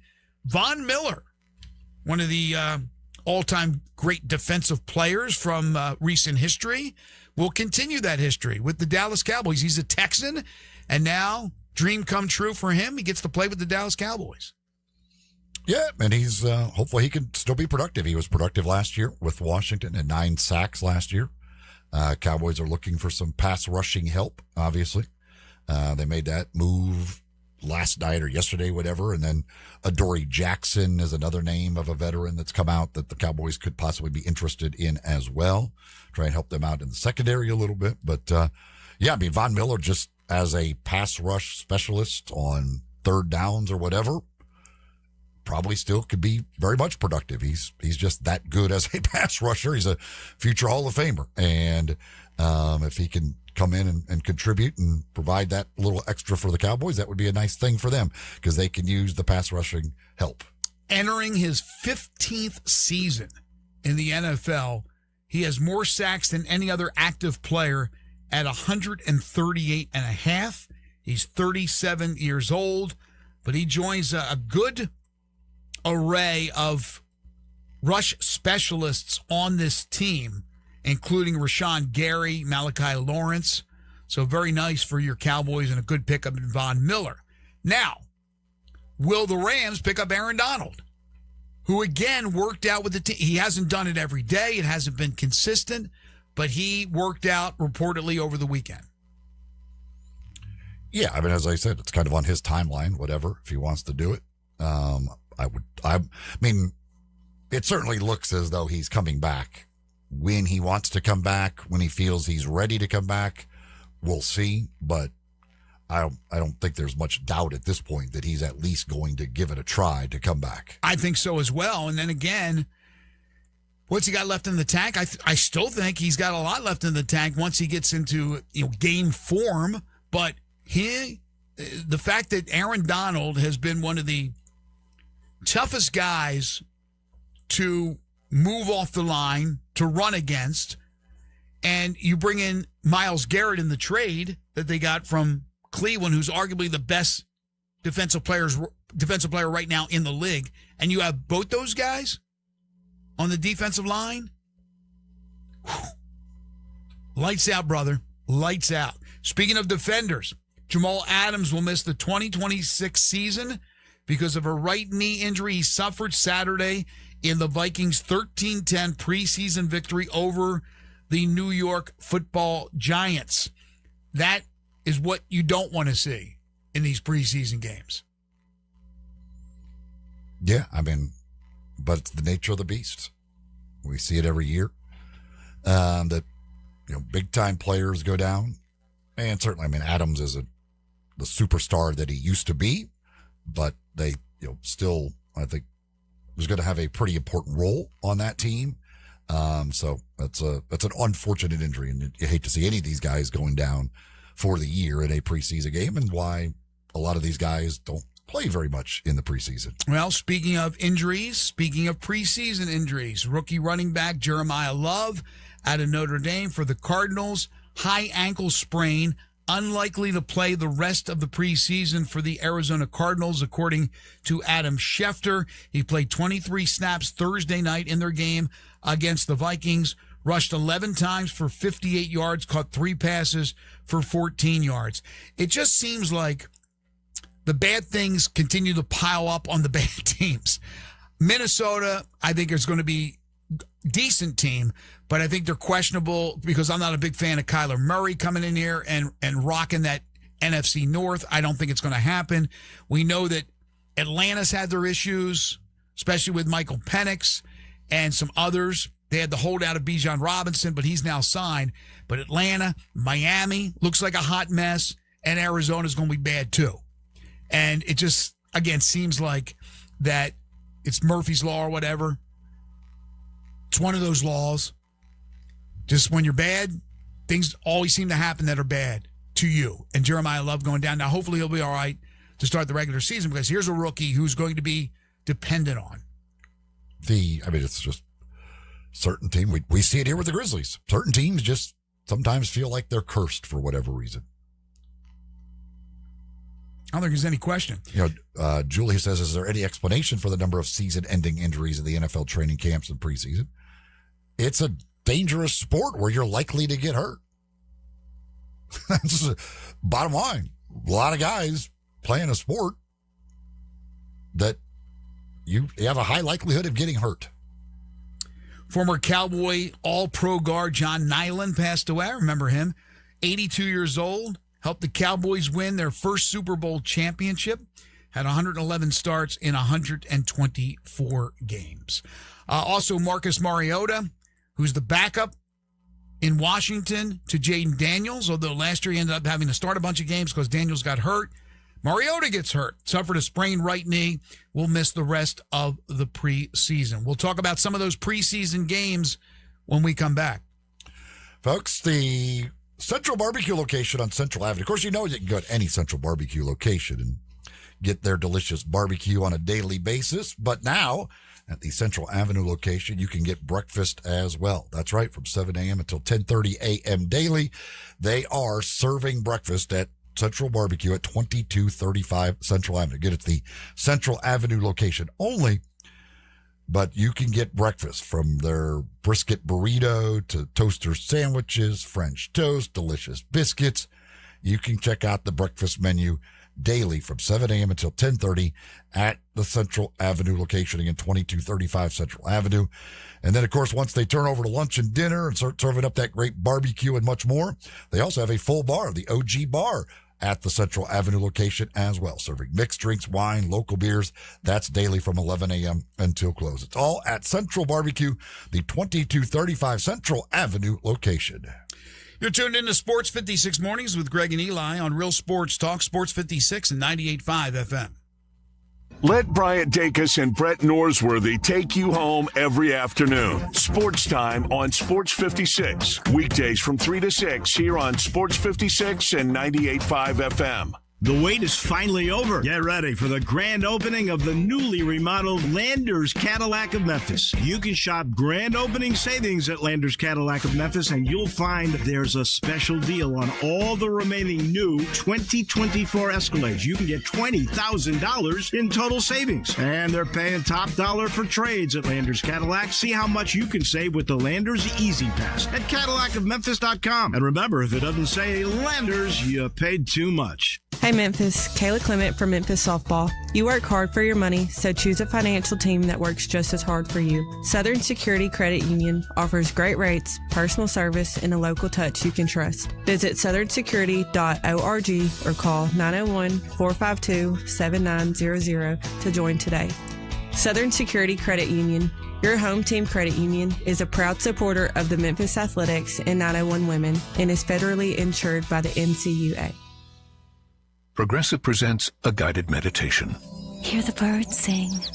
A chipmunk nibbling on an acorn. Smell the pine needles gently falling into your living room as the breeze blows through the gaping hole in your roof. Gaze up at that broken tree branch and relax, because you bundled your home and auto with Progressive and have the peace of mind of 24/7 protection. So relaxing.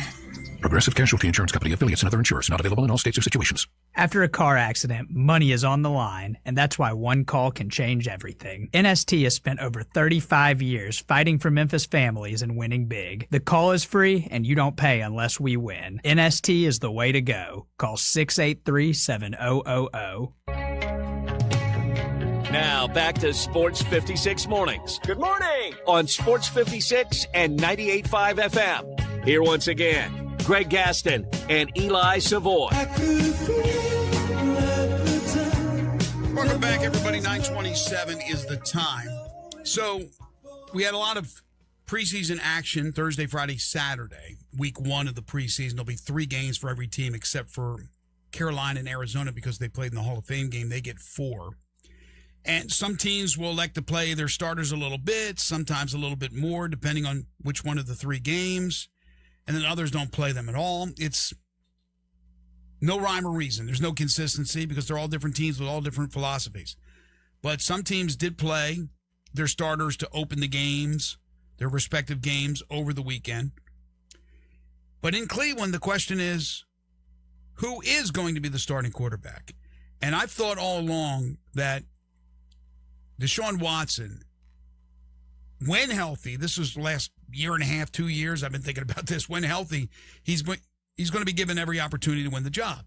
The money they put into this guy, the investment that they made, despite all the off-the-field crap, that they were going to give Deshaun Watson a chance.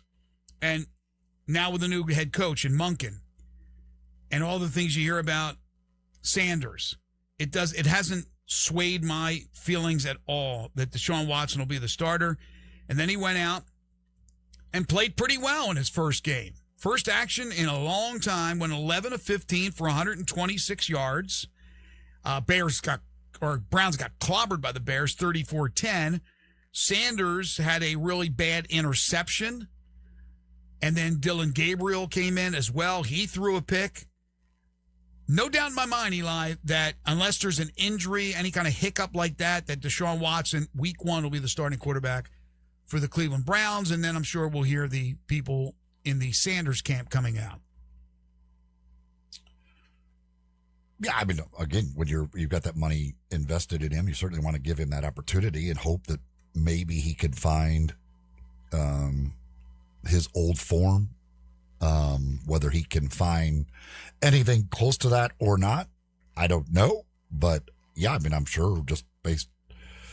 Now, they would love it, I think, if Shedeur Sanders could be awesome and be the starting quarterback, and they could figure out a way to get rid of Deshaun Watson and get rid of that money. But right now, that's not going to be happening. So if you've got him, you're going to give him every opportunity to show that he couldn't be the guy that he was in Houston, and become that, a top-notch quarterback in the league. Yeah, again, it's a team that I think is going to struggle, although they have some pieces. They've had pieces. But then they trade away Myles Garrett. The question will still be, can they protect their quarterbacks? And if they can, I think Watson, healthy, could put up some pretty good numbers. They have some weapons on that team. They really do in that skill position area. But I think there's no question that Deshaun Watson, in my opinion, will start week number 1 for the Cleveland Browns. How long he starts, that'll be another question, but I think he'll be there for the opener. The Rams and the Chiefs played. Rams beating the Chiefs 20-12 for those degenerates who gamble on it. But Ty Simpson plays, I believe, 3 quarters for the Rams. Their first-round pick, which shocked everybody when the Rams took this guy in the first round. And all the Alabama quarterback did was go 21-25 for 190 yards and a touchdown in his, albeit preseason, debut. Yeah, it certainly looked pretty good. He said he was disappointed in it, but really, you don't see guys throwing 25 passes in a preseason game very often. But they gave him a healthy opportunity to get out there and very efficient with that. So yeah, I would say I would have to believe that they're pretty happy with what he was able to do. They did get a little Stetson Bennett action. He came in relief, but as expected, no Matthew Stafford, and I don't think you'll see Matthew Stafford at all in the preseason. If anything, maybe he plays a series. They usually like to play, if they play the starters at all, game 2 or the last game. Then you'll get a series, maybe a quarter. I have no idea. Before they went to, when they were still doing 4 preseason games, there would be game 3 where the starters would get majority of the reps. So it might be game 2 here. Yeah. It might be game 2. So that would be coming up this week. I would guess that you will not see Matthew Stafford. But I don't think so. Matthew Stafford, as old as he is, the back issues that he's had, I mean, it makes no sense to play him. Other guys, young quarterbacks that have been in the league for a few years, yeah, I can understand that. Garrett Nussmeier, who ended up being a 7th-round pick by the Chiefs. Is that what it was? He was one of the most heralded quarterbacks coming into college football last season. And it just didn't work out. Nothing worked out at LSU. He goes out there and plays for the Chiefs. 13 of 19 for 98 yards. Good numbers. From what I read, he looked pretty good.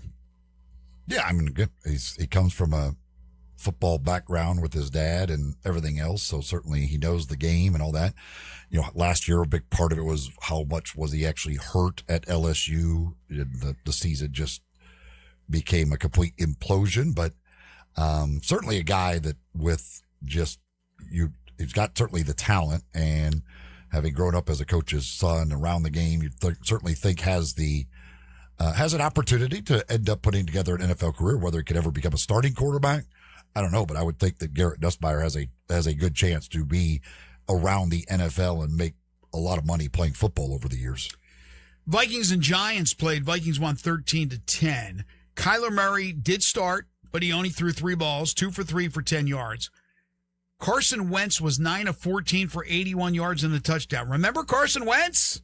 Still in the league. J.J. McCarthy, 4 of 7 for 34 yards. Murray has already beaten out McCarthy, including that was Kevin O'Connell's announcement last week. So McCarthy's the backup, I assume, And Wentz, who's a veteran, has been around, now has bounced from team to team after starting his career in Philly. Of course, the Eagles won a Super Bowl. That was when Nick Foles came in and won it because of the injury to Wentz. But I don't see the Vikings keeping Wentz. As long as McCarthy's the 2, who knows what their feelings are with McCarthy. I think there's a good chance that McCarthy will be gone. Yeah, see, I'm thinking the same thing. I didn't want to go It's best for him. It's best for them, probably. It's best for everybody. But if he goes, I'm telling you, there's a hiccup wherever he goes. J.J. McCarthy might be one of those guys just you look back and go, yeah, that's one they missed. That's one they missed. That guy is not, what was he, first-round pick, Minnesota. So we have him every once in a while where there's just duds. And I think he may be all the time. He may be a dud. And then on the flip side for the Giants, Jackson Dart starts. 3 for 4, 26 yards, touchdown. The former Ole Miss Rebel, living the best life with a beautiful girlfriend. And then he ends up in the medical tent again. Well, he got blasted. Absolutely blasted. Now I'm with him, like he did, as he said, like he feels like every time he gets hit, they got to go check him for a concussion. Right. But boy, he got hammered on you as a coach, man. Like that's your nightmare, seeing your starting quarterback taking hits like that during the preseason. That's when you go, and that's where a guy like Matt Stafford goes, yeah, that's why I'm not playing in the preseason, because I'm not taking hits like that in a preseason game. Right, but John Harbaugh, new coach there in New York, wants to see what he has in game action. But you're right, I'm sure they held their breath. But when you have the reputation for head injuries, concussions, I think the officials are always going to be very cautious with those players and any hard hit, especially a quarterback who's vulnerable, and they're going to take a look at it. So I know he was upset and talking about that. Why is every time I get hit, basically I'm in the blue tent? Hey, you got a reputation for that.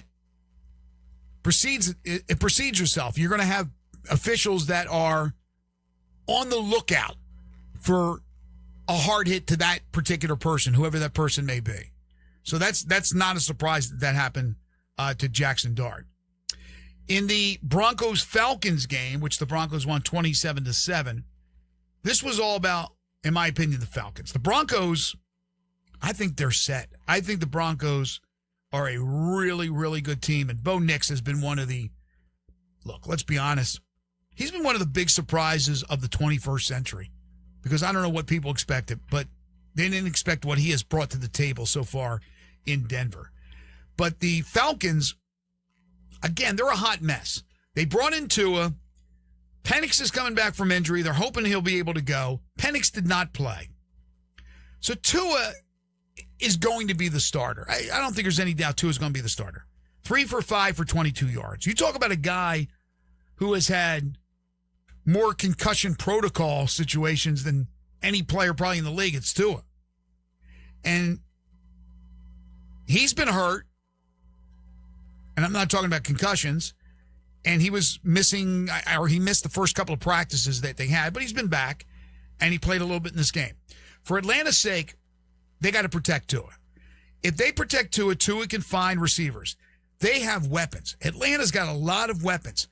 And that NFC South is wide open. So this all comes down to Tua, because I don't know if Penix, I love Michael Penix. I love them at Washington.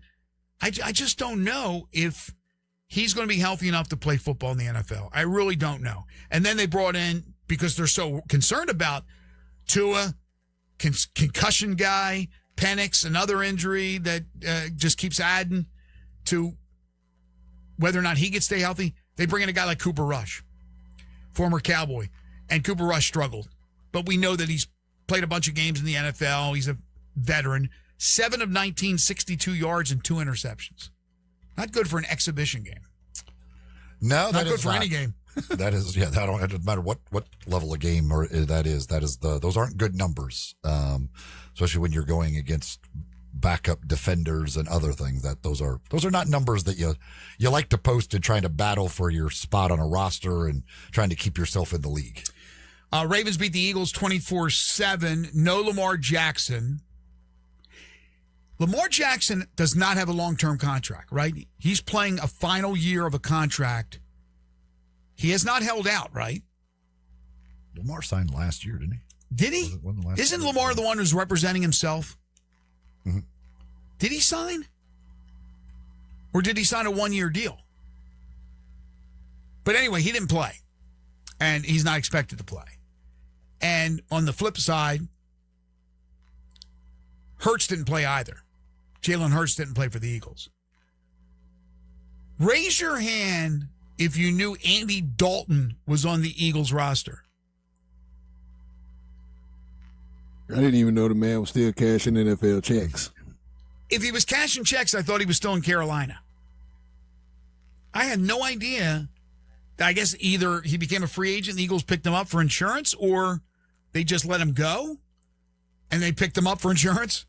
But Tanner McKee, who's a guy who they really like as a backup to Hurts, went 6 of 10 for 35. They liked him last year, and then he got hurt early in the year. And I forget if they had Pickett. I'm trying to remember who they had that was the backup because McKee was hurt. But they like McKee.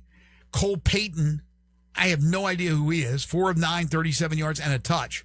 But Andy Dalton, the red rifle, still there. 3 of 6 for 20 yards. Jackson has 2 years left on the big deal that he signed. So he still has 2 years left. I don't know what the big deal is then. They figure they got to add more? Yeah, maybe that's what the player wants. That's what the player wants, not necessarily the team, and that's probably why there's an impasse. And plus, when you get signing a long term, when you're paying a guy that much money and it gets towards the end of his contract, they want to stretch it out because it allows them to move cap money around and do that type of stuff. Right. Quarterbacks for Baltimore: Joe Fagnano. You ever heard of him? Tyler Huntley, who's the backup, 6 of 7, 76 yards. This Fagnano, Fagnano. Somebody's got to look that up, man. The guy was 22 of 28 for 224 and a touch and a pick. And then they got Austin Reed, who's been around for a while. He was 2 of 2 for 14 yards. But, again, no Lamar, no Jalen Hurts. A couple other games before we take the break. Jags beat the Saints 24-20. No Trevor Lawrence. We did see Joey Aguilar, the former Tennessee Volunteer. He threw one pass, completed it for 43 yards. That's pretty impressive. Carter Bradley was 10 of 17 for 105, touchdown and a pick. And Nick Mullins, who's been around, proven veteran, who I'm sure will be the backup to Lawrence, 3 of 7, 33 yards and a pick. In New Orleans, Tyler Shuck took over last year and is now their number one. He's their QB1. So the battle's for second. Who's going to be the backup? It has been Spencer Rattler, who for a little time was the starter. He went 8 of 11 for 42 yards. But Zach Wilson, remember him? Zach Wilson, former Jet, former Dolphin, maybe a couple other teams. 11 of 16, $145 and a touchdown, trying to beat out Rattler. One of those two guys will stay, I'm sure. One will be released. And then Hunter Deckers, 8 of 15 for 69 yards. New Orleans has a bunch of former Tennessee Vols as well on that roster. Ty Chandler. Didn't Trey Palmer play for Tennessee? If I'm not mistaken. Those guys all saw action. Nothing from another former Vol, their running back. Help me. Kamara. Yeah, he didn't play in this game. So, yeah, a little bit littered there with Tennessee Orange on that New Orleans Saints roster. So there you go. Some of the games that took place in week 1 of the NFL preseason. From football to basketball, take your hoop skills to the next level at Shoot 360 Memphis, a revolutionary basketball training facility. What it does is it combines cutting-edge technology with gamification. So you're going to have fun while learning the game by becoming better at the game. You're going to get the instant objective feedback from the coaches and from the analytical information. When you step into these shooting bays, they're going to give you, every time you put up a shot, your depth, your arc, left, right, are you on target with your shots? I mean, to get that instant feedback is so helpful, but you also have the coaches that are overlooking what you're doing, giving you their one-on-one expert coaching as well. Coaches that have been at every level, including the NBA. So it's two-pronged attack with analytical information inside the shooting bays and then the coaches as well. And you can join on a monthly membership. Can't beat that. Join for a month. Try it out. If you like it, join for more months or just keep going. If you don't like it, you're in for a month. That's it. So I would recommend for the basketball players in your family. It's a nice little birthday gift. Give someone the gift of Shoot 360 Memphis. Get them a membership today. Located in Collierville at 85 Market Street. You can call them at 901-316-5500. In Cordova, Big Orange Road, that's 901-779-3176. Call or stop by, set up a tour, and get your free evaluation today. The future of basketball training is here at Shoot 360 Memphis. This is Sports 56 Mornings with Greg and Eli on Real Sports Talk, Sports 56 and 98.5 FM. Sports 56 and 98.5 FM. Available locally on your radio dial as well as around the world online at sports56whbq.com. Take us with you everywhere by downloading the Sports 56 app. And at home, just say, Alexa, play Sports 56. Wherever you are, it's easy to stay tuned to Sports 56 and 98.5 FM. Napa Cafe celebrates 28 years in 2026. Hi, I'm Glenda Hastings, owner of Napa Cafe, and I want to thank you for making us part of your dining experiences. If you are a first-time guest or have dined with us countless times, I want to thank you for making us part of your lives. Whether you're celebrating with the crowd or planning a cozy date night on the town, Napa Cafe can provide you an extraordinary evening. We have 5 dining rooms, including our private wine cellar, our Jan's room for 2 guests, and the Eleanor room for parties up to 60. Sit back, relax, and celebrate. Leave the cooking to us. Come see me at Napa Cafe, 5101 Sanderlin Avenue. We're open Wednesday through Saturday for dinner starting at 5 o'clock. We also offer curbside pickup from our full menu.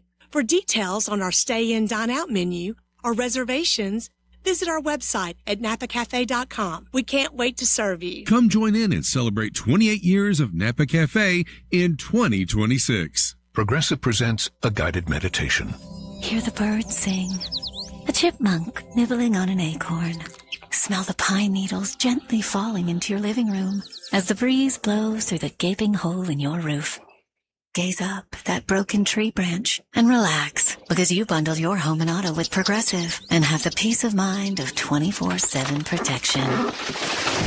So relaxing.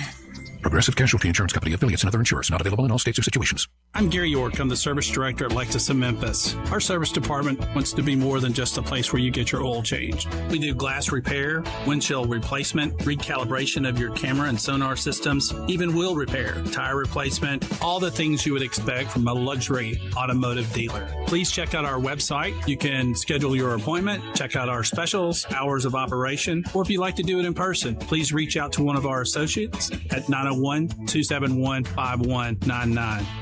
Now back to Sports 56 Mornings. Morning. On Sports 56 and 98.5 FM. Here once again, Greg Gaston and Eli Savoy.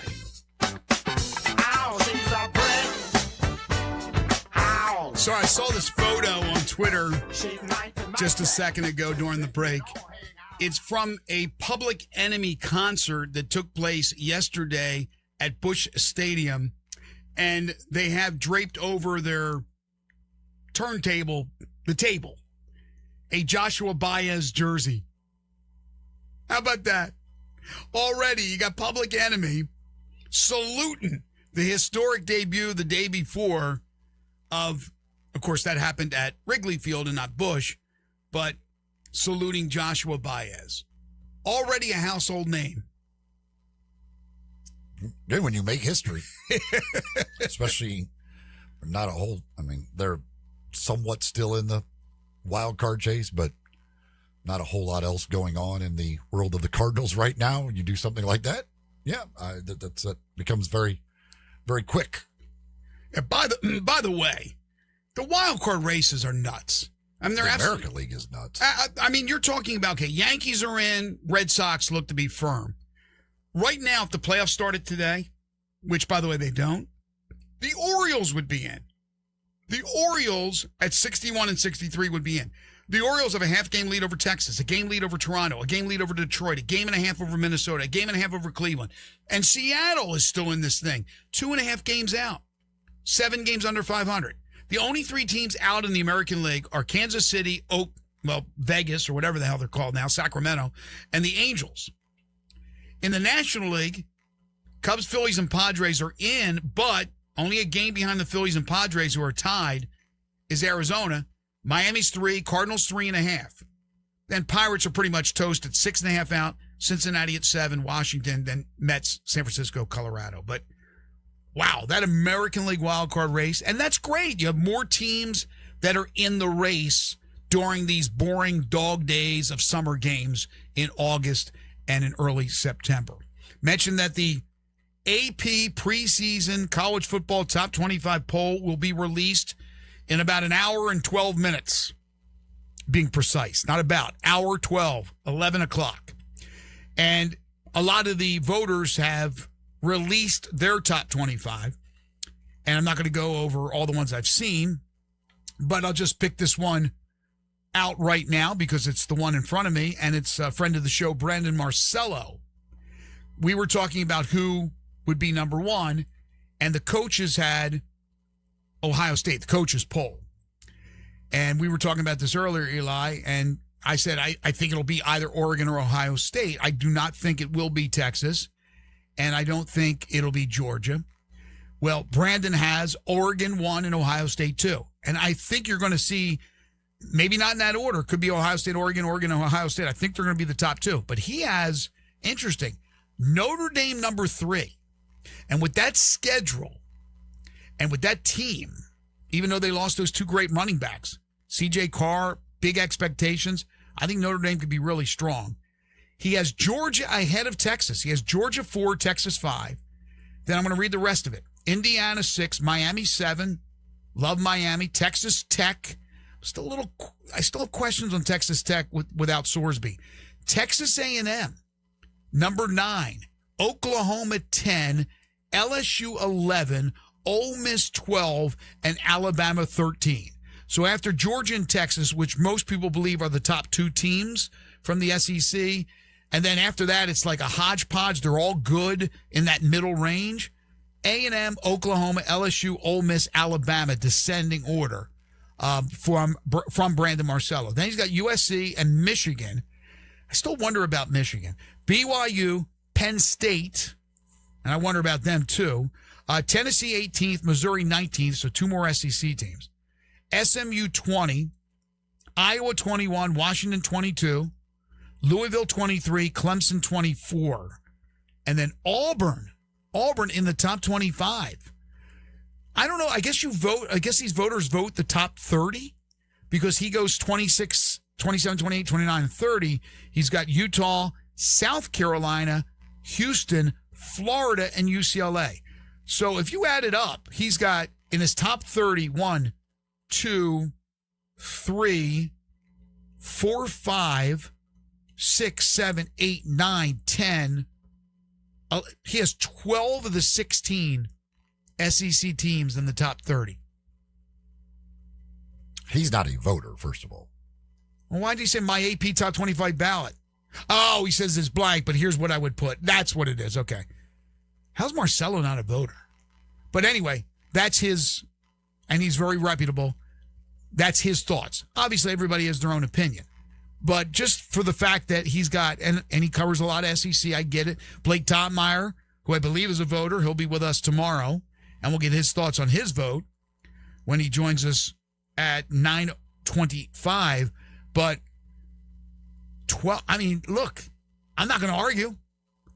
I think Florida's going to be vastly improved. I'm not sure about Auburn yet, but I love Brown, their quarterback. I think Missouri's going to be good. I'm not a big fan of South Carolina. I don't think I'd have them in their top 30, in my top 30, even though Lenore Sellers is a good quarterback who had an off year last year, but that's a lot, isn't it? I think there's the thing. I mean, he's going 30 teams, and he does not have one non-power conference team. Yeah. I can understand, though. Because again, the gap is getting bigger. It's getting wider. Yeah. Because they can't spend. Well, yeah. No, I mean, that's exactly right. But Boise's got their quarterback back. They got their coach back. I like Boise a lot. I don't love Boise. I think certainly UNLV is capable of scoring a bunch of points. And then the teams in the American with Memphis and question marks with Memphis, question marks with Tulane, although they got a lot of their players back. They got a new coach. who failed at Southern Miss, where Charles Huff came from. You have the new coach at South Florida. Again, I like them. East Carolina's on the rise. There are a lot of teams I like in the American. I don't know if I love. That's why I would think probably I would lean toward Boise as that group of 6 representative. But Memphis will get their crack at Boise, but first they get their crack against UNLV, both on the road. The fans will have an official Heisman ballot this year. I see that. The Heisman Hopefuls website, which they've had a website before where fans can vote for the Heisman Trophy and stuff like that, but it was never that didn't matter. Like those votes didn't mean anything. This year, through this website, which is going to be a little bit more extensive than it has been in the past, the final voting will be a Heisman ballot. So all of the fan voting will end up accounting for one Heisman ballot at the end of the year. Last year, Jacob Rodriguez of Texas Tech won the fan vote. Nebraska's Emmett Johnson was second. Fernando Mendoza finished third in the fan voting. But again, that was not at that point an official Heisman ballot. This year, it will end up being an official ballot at the end of the year, according to the Heisman folks. Well, so there you go. That's nice. Your voice can be heard as one little part of the Heisman Trophy voting this year. Got that going for you. Which is nice. Yeah. Not that nice, but kind of nice. And I don't know how many votes they get. I don't know if it had the number of votes that they got last year total. The fact that Emmett Johnson finishes second makes you go, well, maybe this isn't the greatest idea. Right. You can vote daily. So, and they say the weights of the vote will shift throughout the season. Sad news from the entertainment world. I saw this morning. I'm not real familiar with her work, but I know that she was very popular. Actress Hayden Panettiere. Is that how you pronounce it? Not familiar with her work. She's awesome. She's the daughter in Remember the Titans, which is what she's been around forever. Oh, she was the daughter in Remember the Titans? That's how I remembered her, because I hadn't really watched anything else. How old was that daughter? She was a kid, wasn't she? Well, in the movie, she was like 8, but she was 36, of course, when she passed away. The daughter in the movie was actually, of course, because Coach Yost had 4 daughters, but they chose to centralize the girl that played Cheryl because she was so, the inspiration behind a lot of that, for the movie. But they featured her. I just don't remember her. She was awesome in Nashville. Yeah, Nashville. I didn't watch Nashville. Yeah, I didn't watch it, but I didn't watch Nashville. She was in something called Heroes, She's done which I quite a didn't bit. watch as well. I think she was in the new Scream movie as well. Didn't watch. Which I hadn't seen as well. Yeah, so I did watch, of course, Remember the Titans, but I don't remember the little kids and who they were, what actresses, and unless it's a Fanning, I don't know. Unless it's a Dakota Fanning or an Elle Fanning or one of those Fannings, I don't know. Or it was what you call it when she was in E.T. As a kid. Drew actress. Barrymore. Yeah, Drew Barrymore. So I didn't know that, but I know that she's extremely popular. Reading about this, just sad news, and they didn't give a cause of death. They still haven't found one yet. Did she actually live in Nashville, or just she was on the show Nashville? Just on the show Nashville, and then her little younger brother died 3 years ago. Get out of here! Yeah, they just got that tough poor tragedy in the family. She's had some mental issues health a little issues. bit. Yeah. She came out as she was married to one of the Klitschkos. Yeah, can't remember which one. I don't know which one of the Klitschkos. But she did a mental health interview with Jay Shetty recently. Oh just saying gosh, that she was just she back came in out his as space. bi a couple years ago, or maybe a year ago, or whatever. So it's just horrible. Yeah. I saw that earlier. All right, that's going to do it for us today. I want to thank you guys for listening. We always appreciate that. Tomorrow we'll be stacked with guests. Landon Speck will join us to talk Tigers football. We'll have Mickey Barker kind of put a wrap on the FESJC and talk about local golf. Blake Totmeyer returns for another season, talking college football as he'll break down the preseason top 25, which will come out in about an hour. Plus, we'll have Humdinger's trivia. It all gets started bright and early tomorrow at 7 o'clock. Do you want to tell you about Corky's Ribs and Barbecue?